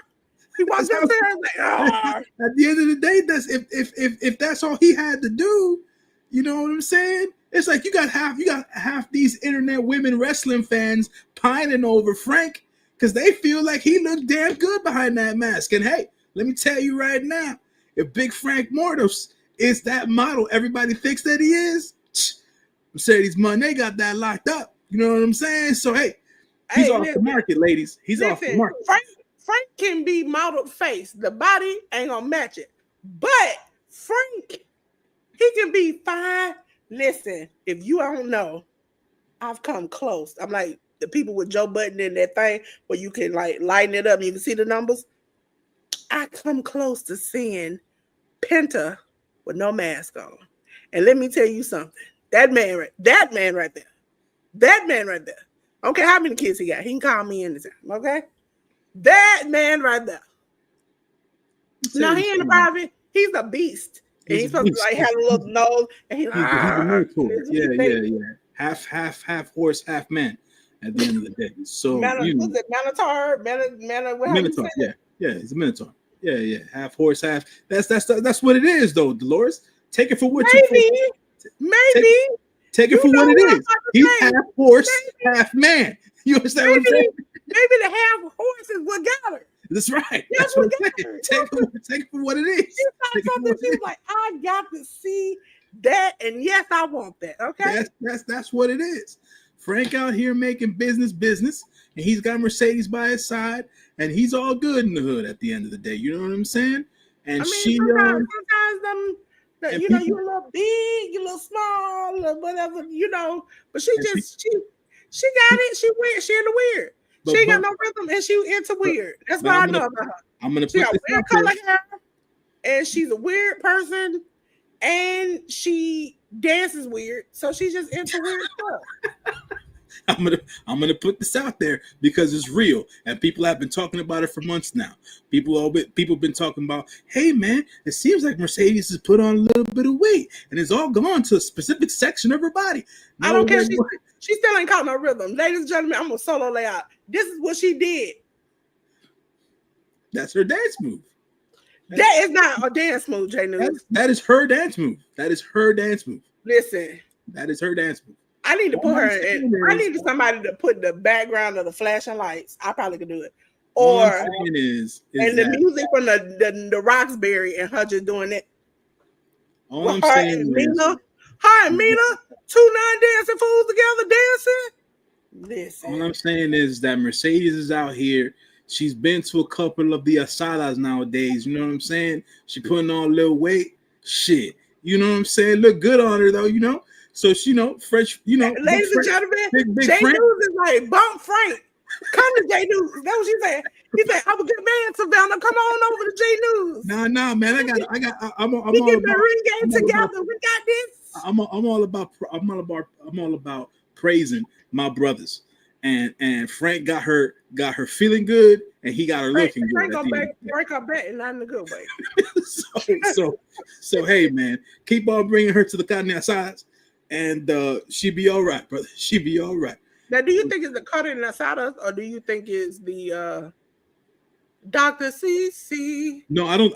To be quite honest, I don't think she got any sort of injection or anything like that. Listen, so that's just me, because you can tell when women get the BBLs. Some of them. Listen, this is how you can tell, J News, if their thighs don't match. Right. And now women know that if your thighs don't match, you can tell. So they get their thighs done. Mm-hmm. So they can match. Yeah, but at the end of the day, for her. Unless you feel it, and J News, you can't feel it. I can't go there. I can't go there. Yeah. All I'm saying is that she's symmetrical, but she living a good life right now, and that's what happens when you live the good life. So Yeah. hey, These mortals are trying to make her where she look like him, and they can be together forever. Nah, man, don't do all that. Don't say all that, Dolores. The Beast Mortals. I wish I could find a picture quickly of the Beast Mortals. And I'll be like, come on, y'all. Y'all know they don't belong together. They're just like, what's her name? EO Sky and Evil. They look like dad and daughter. I need them to stop. They don't need to be together. No, they've been together for years. So we don't need to worry about that. No, because like somebody had fan pictures not too long ago of them together, and I was like, yeah, those were old. Like, please don't get with this man. This doesn't look right. Yeah, but I did enjoy. The only thing I did enjoy was the men's gauntlet match out of this show. The women's gauntlet match, I really wasn't. Thunder Rosa, leave, run away. These women don't like you. These women don't like you. What are you talking about? They've been booking you like crap. And I know why they've been booking her like crap. I understand why they're booking her like crap. She on Busted Open Radio talking smack. I understand that. And again, when she went on her rant that time, she was like, how long are y'all expecting me not to say nothing? I can understand it. But Thunder Rosa, when their contract is up, don't go back. Don't go back. Because you ain't going to get ahead. You ain't going to get ahead nowhere. Jay was getting booked, but she was just getting booked mid-level, and she was never going to reach the top. You reached the top only because Britt got injured, and then once you got injured, and then Britt ragged on you, then the locker room didn't like you, and we were rooting for you, and nobody else was. You didn't have upper management help. They didn't like you. Now Britt is on the outside. She leaving. You might as well just go. At the end of the day, I don't feel that way about Thunder Rosa. A lot, people can say whatever they want. But there were some other promo packages. I believe Toni Storm came out, and that was the beginning of the show. Toni Storm was supposed to cut a promo, and then Mercedes jumped her.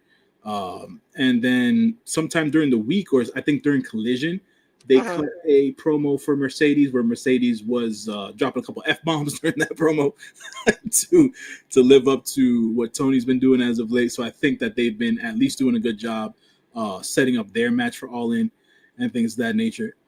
Another stellar promo from Jon Moxley was also aired during Dynamite where he was in a stairwell by himself. Don't you say that. Don't you say that. Huh? Don't you say that. How many times have we seen him in that doggone stairwell cut a good promo? All the time. I'm tired of us. I'm sick of him on my TV screen.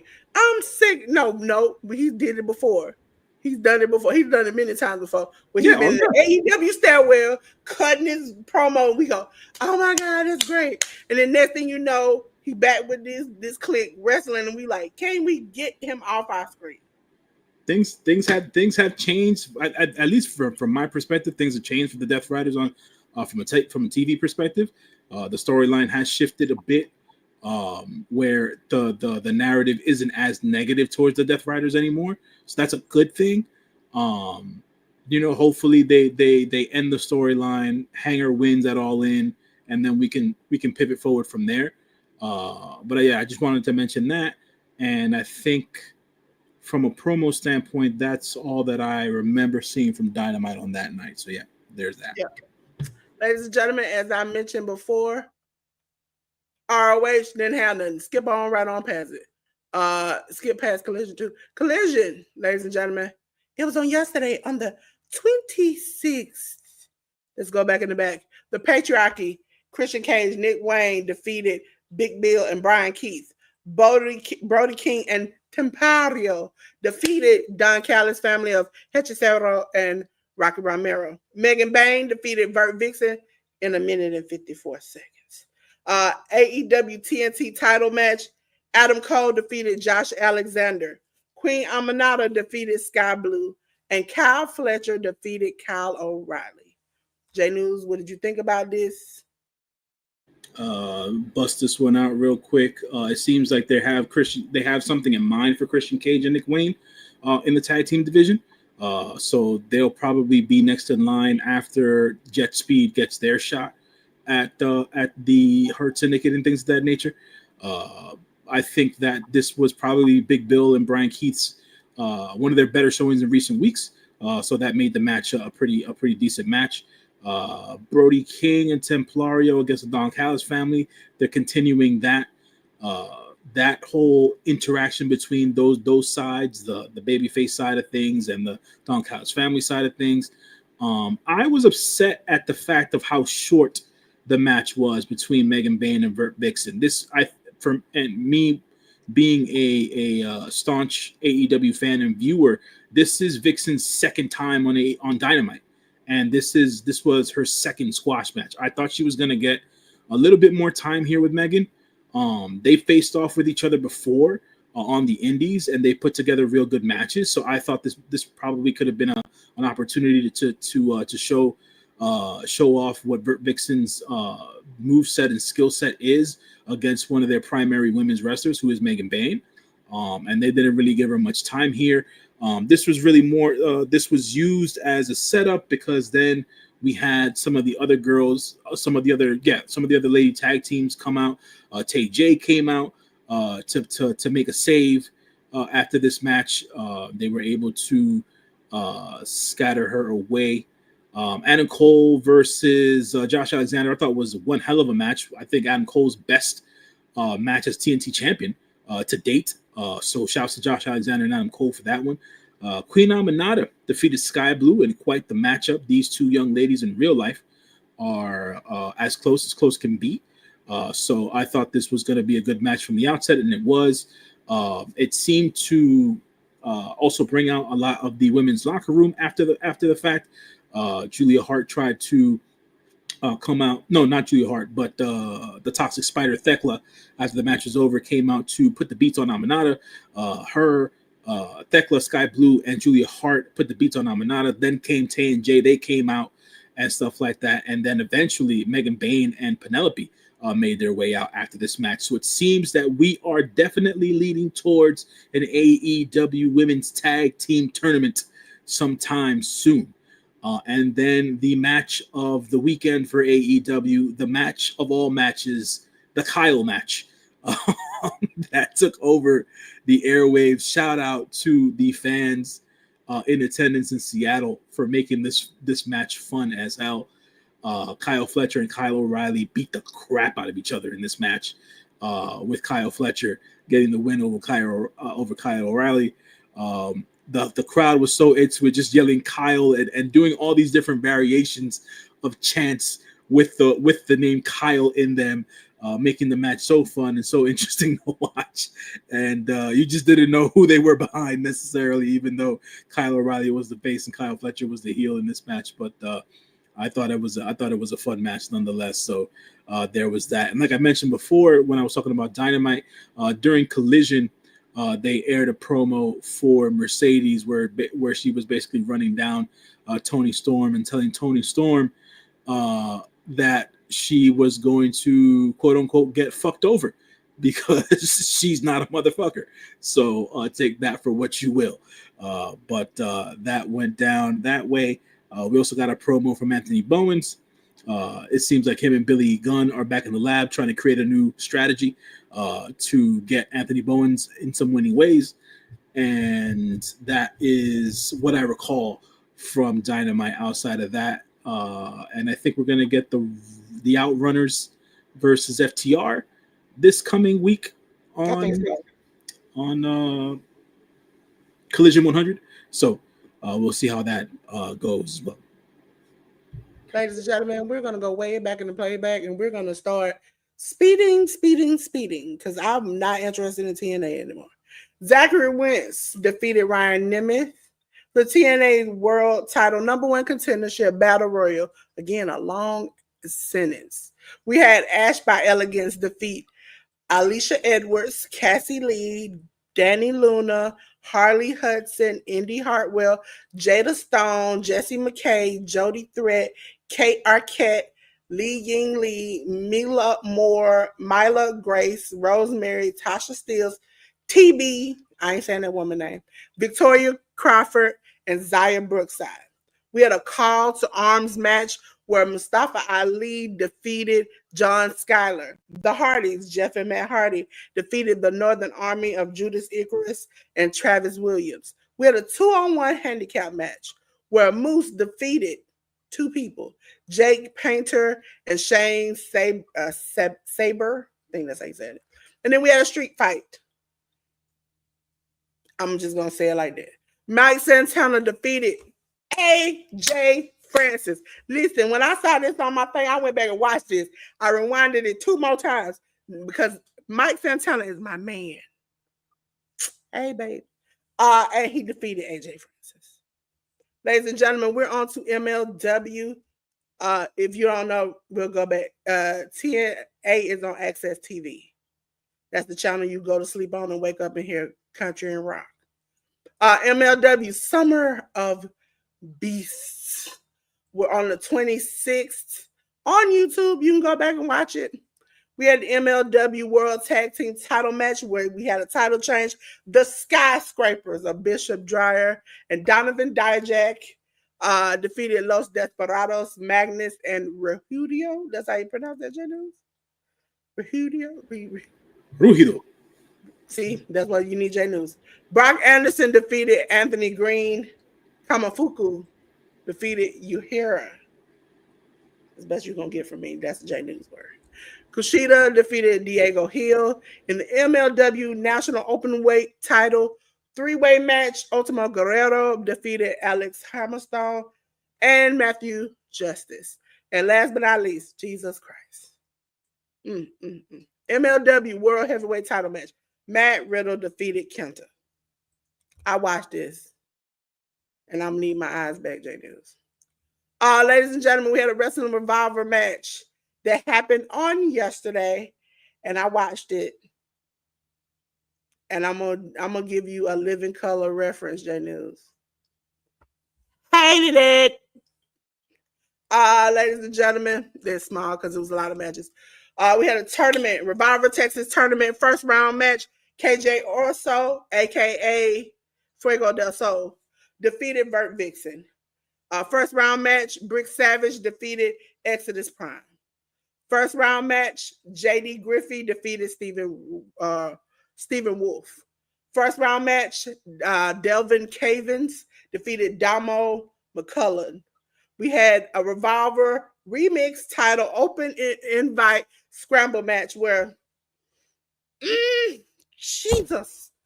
AJ Francis defeated Adam Green, Demo Diamond, Gabe Wilder, Joshua Jean, LVJ, Phil Noir, and Sky Del. J News word, and I ain't even trying. Revolver Texas semifinal match. JD Griffey defeated Delvin Cavens. We had Brick Savage defeat KJ also in a semifinal match. We had a 2-count challenge tag team match. And tie or die, KJ Reynolds and Ryan Mathis defeat Sons of Mayhem and Surf and Turf. Sons of Mayhem is Big J and Red Chambers, and Surf and Turf is Brother Kimi and Phil Shark. Listen, they getting crazy with these names out here, J News. And then we had the final match of the tournament. Brick Savage defeated JD Griffey in a title change. Ladies and gentlemen, we'll be going to my favorite place in the whole wide world, GCW. Take a picture. That's what I want to tell you. Ladies and gentlemen, take a picture.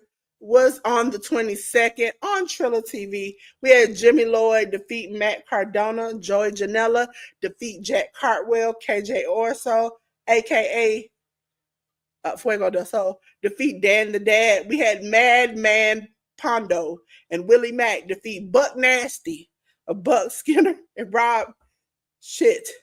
Billy Starks defeated Jonathan Gresham and Simon Gotch.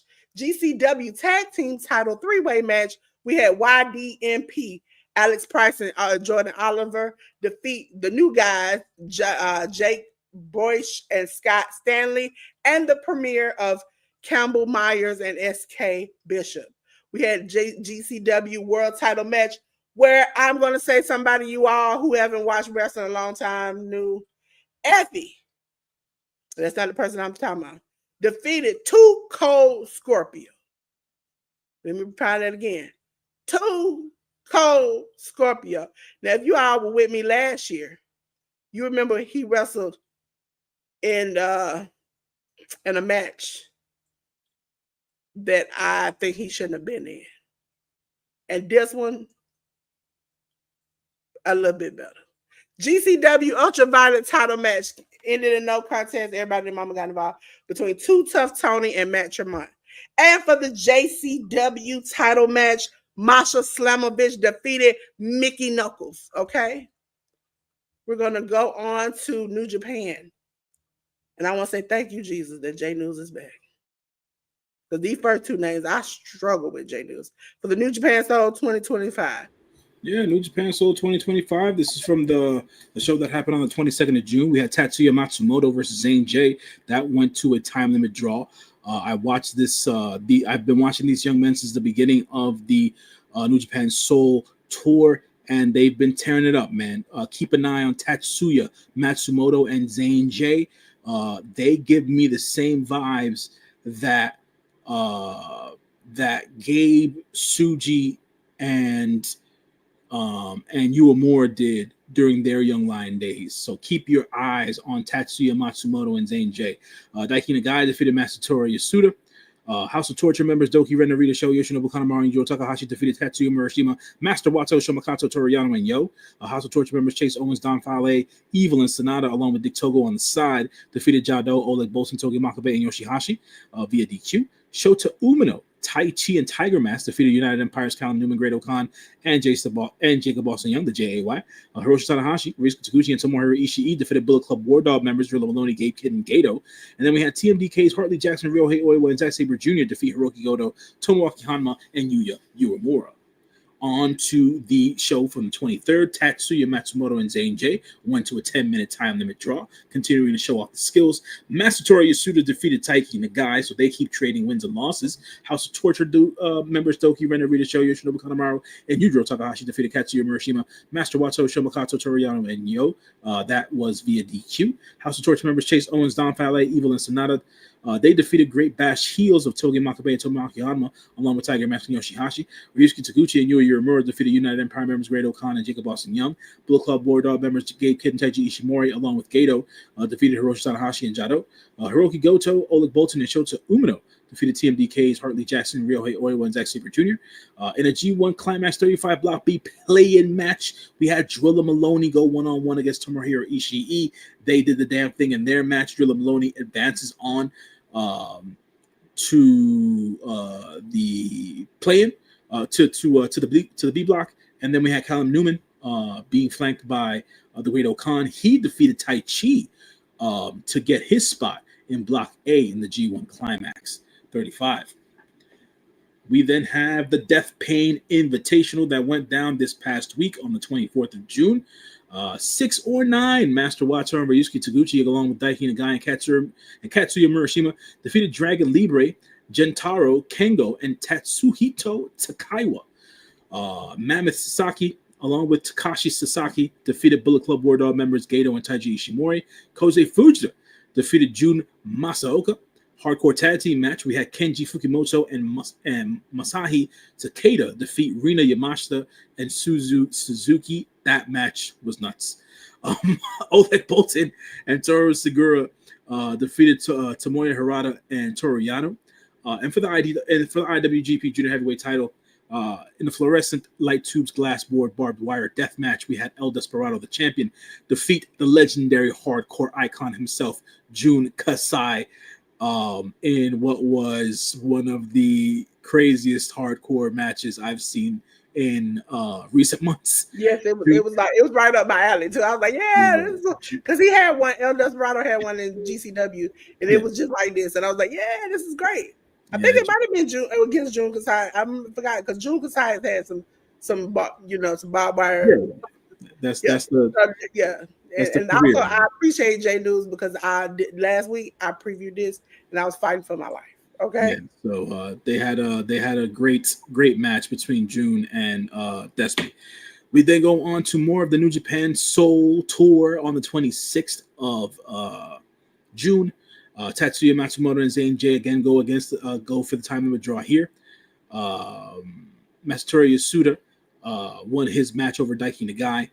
House of Torture members Doki, Ren Narita, Sho, Yoshinobu Kanemaru, and Yujiro Takahashi defeated Katsuya Murashima. Master Wato, Sho Makato, Toriyano, and Yo.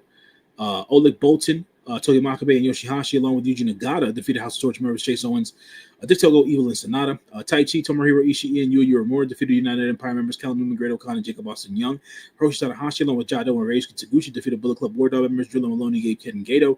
TMDK's Hartley Jackson, Ryohei Oiwa, and Zack Sabre Jr. defeated Hiroki Goto, Shota Umino, and Tomoaki Hanma. Along to the 27th, Tatsuya Matsumoto and Zayn J along for another 10-minute draw. Masatori Yasuda picking up another win against Daiki Nagai. House of Torture members Doki, Ren Narita, Sho, Yoshinobu Kanemaru, and Yujiro Takahashi defeating Katsuya Murashima, Master Wato, Shomakato, Toriyano, and Yo. House of Torture members Chase Owens, Dick Togo, Evil, and Sonata defeated Great Bash Heels of Toki Makabe and Tomoaki Hanma, along with Yoshihashi and Yuji Nagata. Reisuke Taguchi, Tai Chi, and Tomohiro Ishii defeated United Empire's Callum Newman, Great O'Connor, and Jacob Austin Young. Hiroshi Tanahashi, Jado, and Shota Umino defeated Bullet Club War Dog members Gabe Kidd, Gato, and Taiji Ishimori. And then to end off the night, it was Hiroki Goto, Oleg Bolton, and Yu Uemura defeating TMDK members Hartley Jackson, Ryohei Oiwa, and Zack Sabre Jr. We're going to go ahead and preview some things for you. Ladies and gentlemen, it's time for a preview. Starting with New Japan Pro Wrestling. Right. Tanahashi Jam, which happened earlier today. We're previewing this for you guys. So the matches are as follows: Katsuya Murashima versus Daiki Odashima. Hiroshi Tanahashi, Reisuke Taguchi, and Shota Umino versus Hiromu Takahashi, Leona, and Tatsumi Fujinami. Tai Chi, Tomohiro Ishii, Yoshihashi, and Yu Uemura against House of Torture members Chase Owens, Evil, Ren Narita, and Yujiro Takahashi. For the never openweight title, we have Oleg Bolton, the champion, versus Yuji Nagata. Dragon Kid from Dragon Gate, along with El Desperado, Master Wato, and Yo, going up against House of Torture members Doki, Sonata, Sho, and Yoshinobu Kanemaru. NJPW World TV title, El Phantasmo was to be wrestling a mystery opponent. It ended up being Taiji Ishimori of the Bullet Club War Dogs. United Empire's Callum Newman, Great O'Connor, and Jacob Austin Young. We're going up against Shingo Takagi, Yota Tsuji, and a member of the Dragon Gate roster, which ended up being one of my least favorite wrestlers in the world, Shun Skywalker. IWGP World Heavyweight Title match, Hiroki Goto versus Zack Sabre Jr. They went one-on-one this morning. You can find the results online. There has been a lot of backlash about that match all day. So there's that about it. And then we have Hiroshi Tanahashi and Naomichi Marufuji, the legend of Noah, the only student of the legendary Mitsuharu Misawa, going on to a tag team match against Kaito Kiyomiya and Ryohei Oiwa, the former tag team of Noah when Oiwa was over there during his goddamn, what's the term I'm looking for? Excursion. Anyway, yeah, during his excursion. There you go. I want to say, I'm shocked. You don't like Shun Skywalker doing his same two moves over again? Shun Skywalker is the definition of one of the worst wrestlers in the world. He used to be magnetic, and now he's just a shell of himself. So there's that. He keep doing the same two moves, and I keep saying to myself, when does this go in? Every time you do it, I swear to God, over there, they be like, oh, and I'll be like, I've seen this. I know you have seen this 1,000,000,001 times. Why are you all acting like this is brand new? Every time that you do it, he just, oh, yes. And I'm like, no. Dragon Kid, who's in his 50s, does more in the ring than Shun Skywalker, who isn't even in his mid-40s yet. Get out of here with that mess, man. Get out of here with it. Every time I see him do the thing, but he hop up on the rope, I'm going, can we stop this at this moment? Because a lot of times he don't hit it like he did in the beginning, and I'm like, stop this immediately. And then he do it, And then the crowd go, oh, and I'm like, stop this, stop this. They will see somebody like that man who flipped all the way over the ring, all the way to the top. And they'll be like, ah. But Shane Skywalker does the same move 50 times. And listen, ladies and gentlemen, I've explained to you all. It be the same type of matches sometimes. Same way, same thing, same everything. He would do the same move each match. And each match, he will fail at least one time. But he'll do it every time. And they'll be like, oh, yeah. And I'm like, stop. That's just, they're like the high fly flow. Stop encouraging that man to do that. Stop it. No. He ain't got no high or fly or flow left. Stop it. That's just your warning from J News and Delores. Ladies and gentlemen, from GCW, we have GCW Backyard Wrestling 7. Okay, that is going to be on July the 4th. Okay, all hail the flag. I don't know what to tell y'all because I ain't into this. Okay, thank you for all that served 10 and her husband and everybody else, but that ain't my thing. We didn't have no notes on that, so we're on to New Japan Pro Wrestling and New Japan Soul 2025. Yeah, so this is the New Japan Soul, the two main shows on the 4th and the 5th. So we have the G1 Climax A block play-in match. It's going to be Kojima versus Ryohei Oiwa. Block B play-in match. The other one is going to be Yoshihashi versus Chase Owens. For the Never Openweight 6-man tag team title match, we're going to have the champions, the House of Torch members, Ren Narita Show and Yujiro Takahashi, go up against Master Wato, Toriyama, and Yo. And then for the IWGP Global Heavyweight Championship match, we're going to have Gabe Kidd go 1-on-1 versus Hiroshi Tanahashi. I'm looking because I didn't see the 5th one. Oh, they might have. Okay, that might be my mistake then. But I did see Tamashi Cold War. This is for the New Japan stuff that takes place over in the New Zealand, Australia area. Yes, it's on the 4th too, and it doesn't have any matches listed. Yeah. We're on to GCW. It's the last show that we'll talk about, and we'll be talking about the top play, okay? The top play. And it's on the 5th. Ultramantis Black versus Dr. Redacted. Elena Black versus Zeta Steel. Paro, versus his former owner, Richard Holiday. One Call Manders and Effie versus Charles Mason and Slade. Ladies and gentlemen, as we talked about, that's the end. That's the end, but not really, because we got a spotlight. And guess who got spotlight today? It's me. It's me. It's your girl DD. Okay. Listen, don't call me that because that might get you knocked out. But I want to say to you all, I have a wonderful spotlight. He's a close friend that everybody hates. And he made a total fool of himself this week. And because he made a total fool of himself, I said, let me go ahead and make him the spotlight of the week. And that is CM Punk, ladies and gentlemen. Listen, if you ain't seen this, zoom in on your TV screen, on your phones. Replay people, click it, just go ahead and zoom it. Just pinch it out. As you see, he was Punk Anonymous, and he was Punk Life, okay? And as you see, he said he was drug-free, okay? And somebody in the other chat that I run said he looked like he needed something. He said he drug-free, but he looked like he needed something. Yes, that's a grown man dressed like that. Don't ask me. He chose to do this, or somebody made him do this. Regardless, he did this, y'all. And he committed to it. Came out with the lock on the chain. First of all, J News, I got to put you up here. I just want to know. Even when Cena was doing this, what is up with the lock on the chain? Like, that wasn't even cool back then. I remember fancy jewelry. I mean, because if you all do not remember, I still have it somewhere over here. I have a big Boss necklace. This is Boss. I've had it for years. I remember big jewelry being a part, but not a chain like your dog with a lock on it. And he got one of them small locks. It's not the first time I've seen it.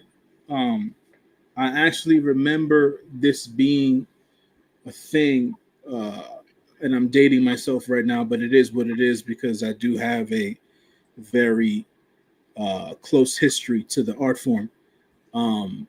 If anybody remembers the rap group Naughty by Nature, they're one of the members whose name is Tretch. Tretch used to come out with one of these dog chains and a padlock on it. So that's where the inspiration comes from. Because if people don't remember, John Cena ain't no fake thug. He loved the art form and the culture like no other. And that's where he gathered his inspiration for the chain from. That's what that is. And obviously CM Punk is just covering and paying homage to John here. So because I doubt CM Punk knows who Tretch of Naughty by Nature is. Tretch had a couple of screws loose. Yes, he did. All I can think is that Tretch, it was an accident. Maybe he was taking his dog out. He figured he would keep the lock together. No. It was, I remember that, but I'm like, it wasn't a fashion statement that you all ran out and did. No. It was like, let me go get my dog chain and let me go get the lock that I put on my locker and put it on my neck. That's a locker that you put on your locker back in high school. That's the lock that you put on your locker. That is an old school master padlock. The chain. The chain represents letting the dog off the chain, letting the dog out the cage. Back in the days, well, not even back in the days, even nowadays, you would know this being from the A. People used to have these tall kennels that with cage fences, right? But they used to have to lock the cage doors with what? With the chain and a padlock. So when people wear the chain and the padlock around their neck, it is a metaphor for letting the dog loose on their ass. That's what that's about.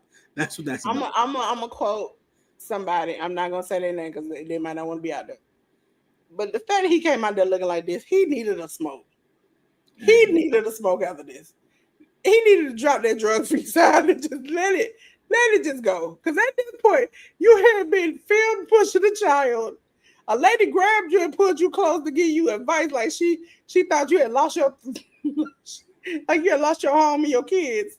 At that point, you needed something to smoke at that point. They done humiliate. You done been out here looking like this. You lost the John Cena, and you pushed the kid and the child. A grown woman she manhandled, pulled him close to talk to him, and he had to smile and pretend like he was okay with it. At this point, I don't know if he'll ever come back. I mean, they will have to pay him a lot of money, but I don't think he had a good time while he was there. He didn't have a good time. At the end of the day, you know, he need to drop that straight edge and just get some edge in his life.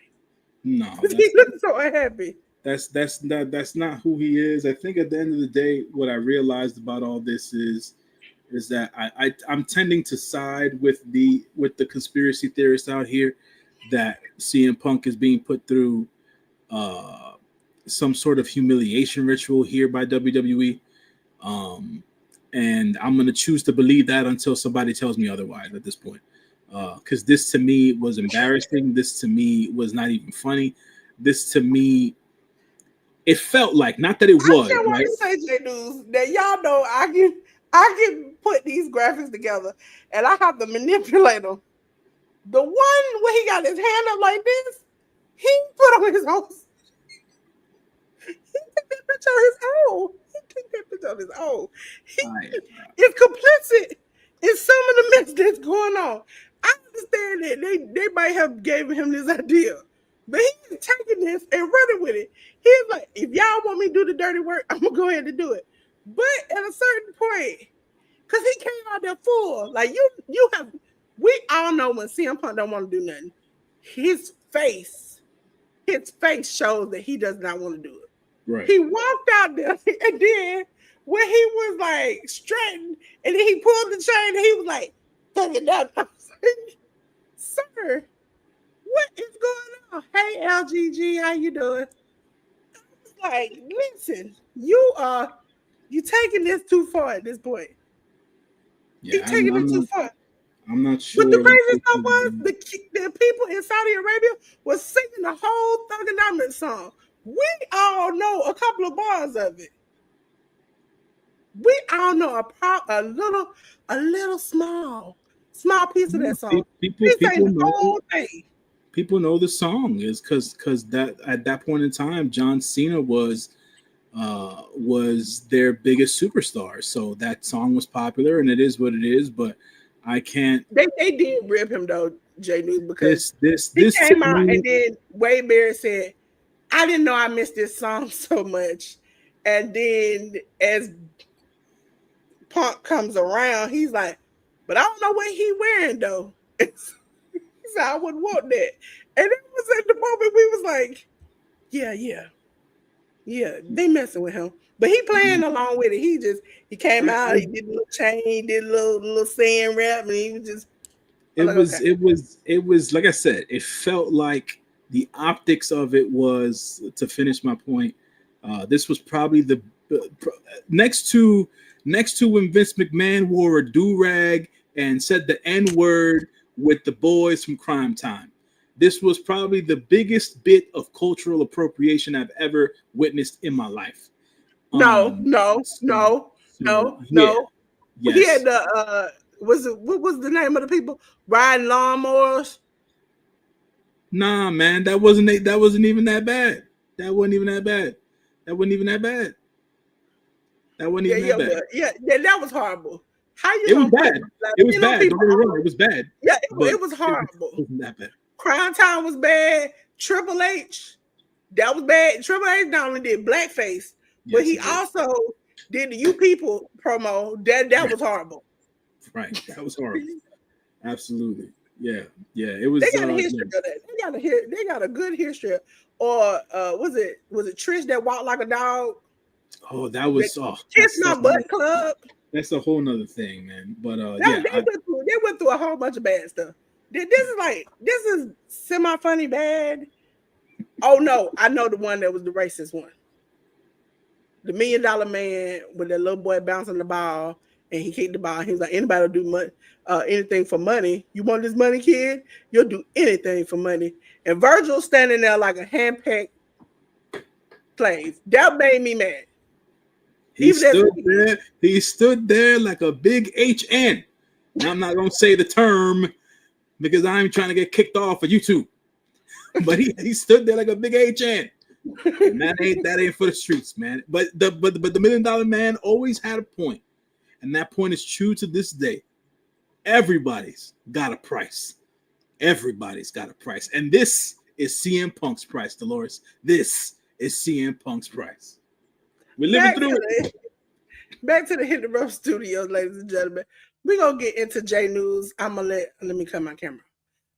J News is about to come up because y'all already know what time it is. It's J News time, and I'm gonna tell you all. I'm gonna switch this banner to J News's banner. I am ready today. As we all know, I am the queen of tech, and so to show that off on the channel every week, I let ChatGPT give me a hood, ghetto, or unpromptu version of what to tell J News what he is. And today, it's an AO. It's an A. Real talk. J News the truth out here. Ain't nobody breaking down wrestling, sports, and movies like he do. That man got knowledge, swag, and he stayed 10 toes down. Savannah raised him right. And he built different. Good heart, sharp mind, and keep it real. He the people's champion for real, for real. Listen. J News, what you gotta tell the people? Shout out to shout out to shout out to my movie mama Savannah. She keep it 100 at the end of the day. So so that's that. Shouts to LGG Love. How you doing? And to tell you a little bit about myself, I am the other half here on the Hit the Ropes podcast. Check out my QR code, which takes you to my link tree, which links you to all of the different things and all of my different socials, be it my Twitter account, be it my Instagram account, be it my Letterboxd account, where I do written reviews for movies. I go to the movies about 3 or 4 times a week, and so I sit down after every movie and I write down sometimes a very detailed review of movies, and sometimes just something more or less surface level, depending as to however I felt about the movie that day. So check me out on Letterboxd there. Give me a follow if you can. Also, every Sunday, we're going to be back at our regularly scheduled time. Next week, 1 p.m. Eastern Standard Time here at the Hit the Ropes podcast. I am also on the True Heel Heat podcast. That's another one of the links in my link tree there as well. So you can check me out there when I'm on True Heel Heat. I'm usually talking about New Japan Pro Wrestling. Check me out there with the one and only SP3 and Sanal. So y'all can check me out there. And yeah, that's what I got for you guys this week. I'll be back me and Dolores will be back next week, breaking down the week that was in pro wrestling. As always, appreciate everybody participating in the chat, and appreciate y'all for holding me down all the weeks I haven't been on. So thank you.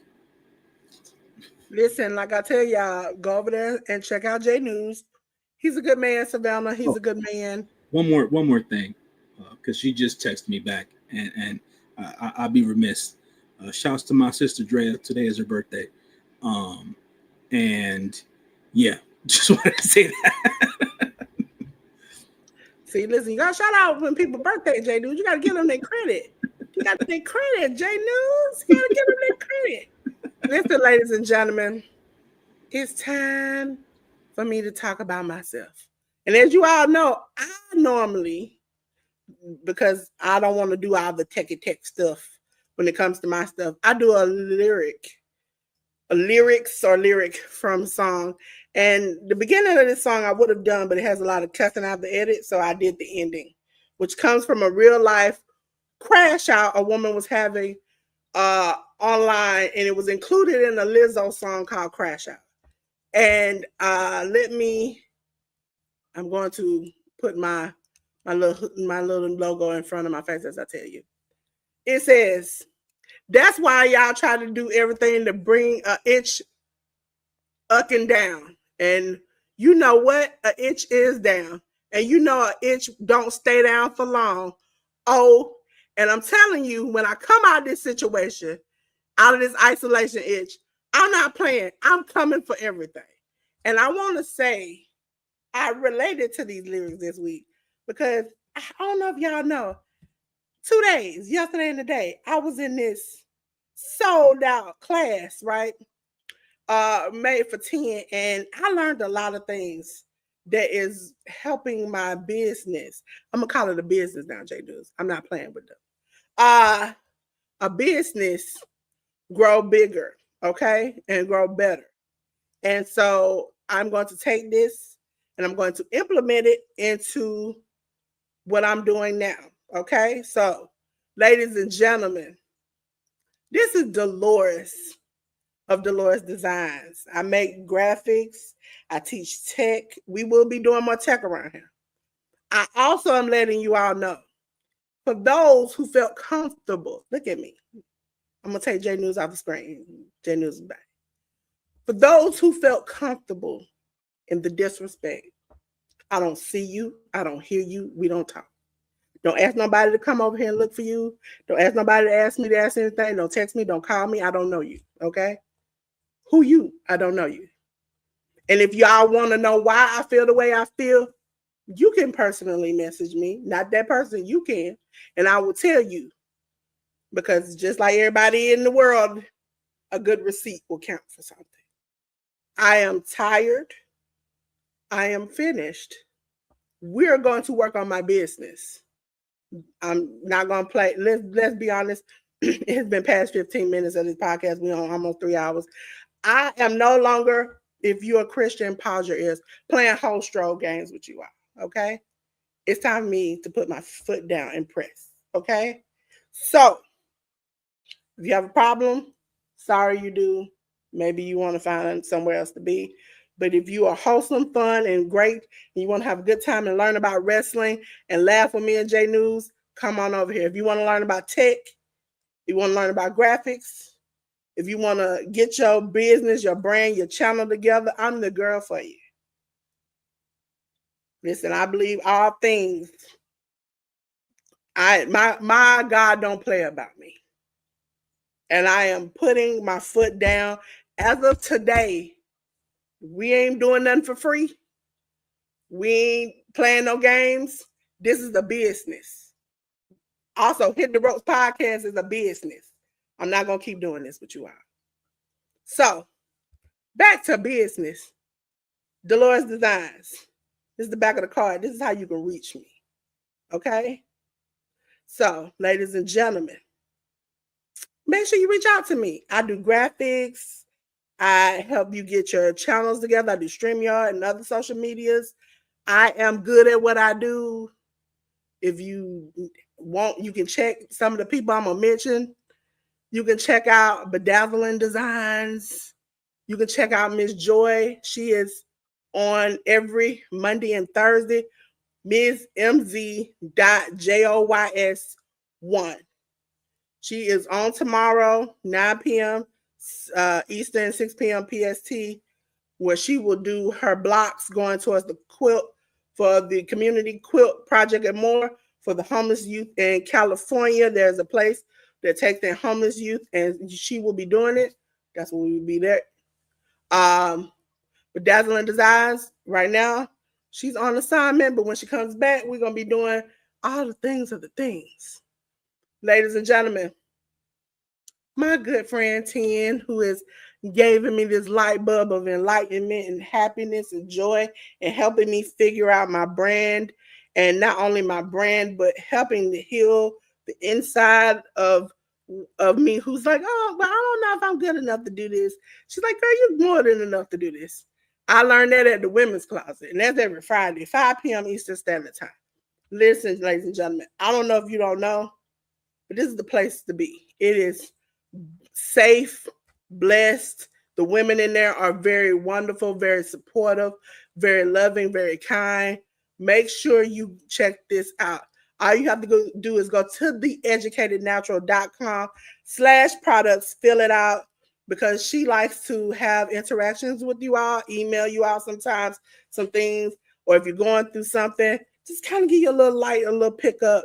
Make sure you check out theeducatednatural.com, and you go to /products. Now, I'm going to tell y'all a little secret about the Educated Natural. She got another set of courses out, okay? She's going to be coming out with another set of courses. So you better get in where you fit in. Because listen, these 2 days we have learned so much. Now, the price is going up because you know the saying, yesterday's price ain't today's price. And I told her to hit them over the head. But you know, she might not do it. Maybe the Lord will speak to her again and she'll drop the price. But I don't know. I told her, Molly whop you off for everything she got. But it has been so amazing.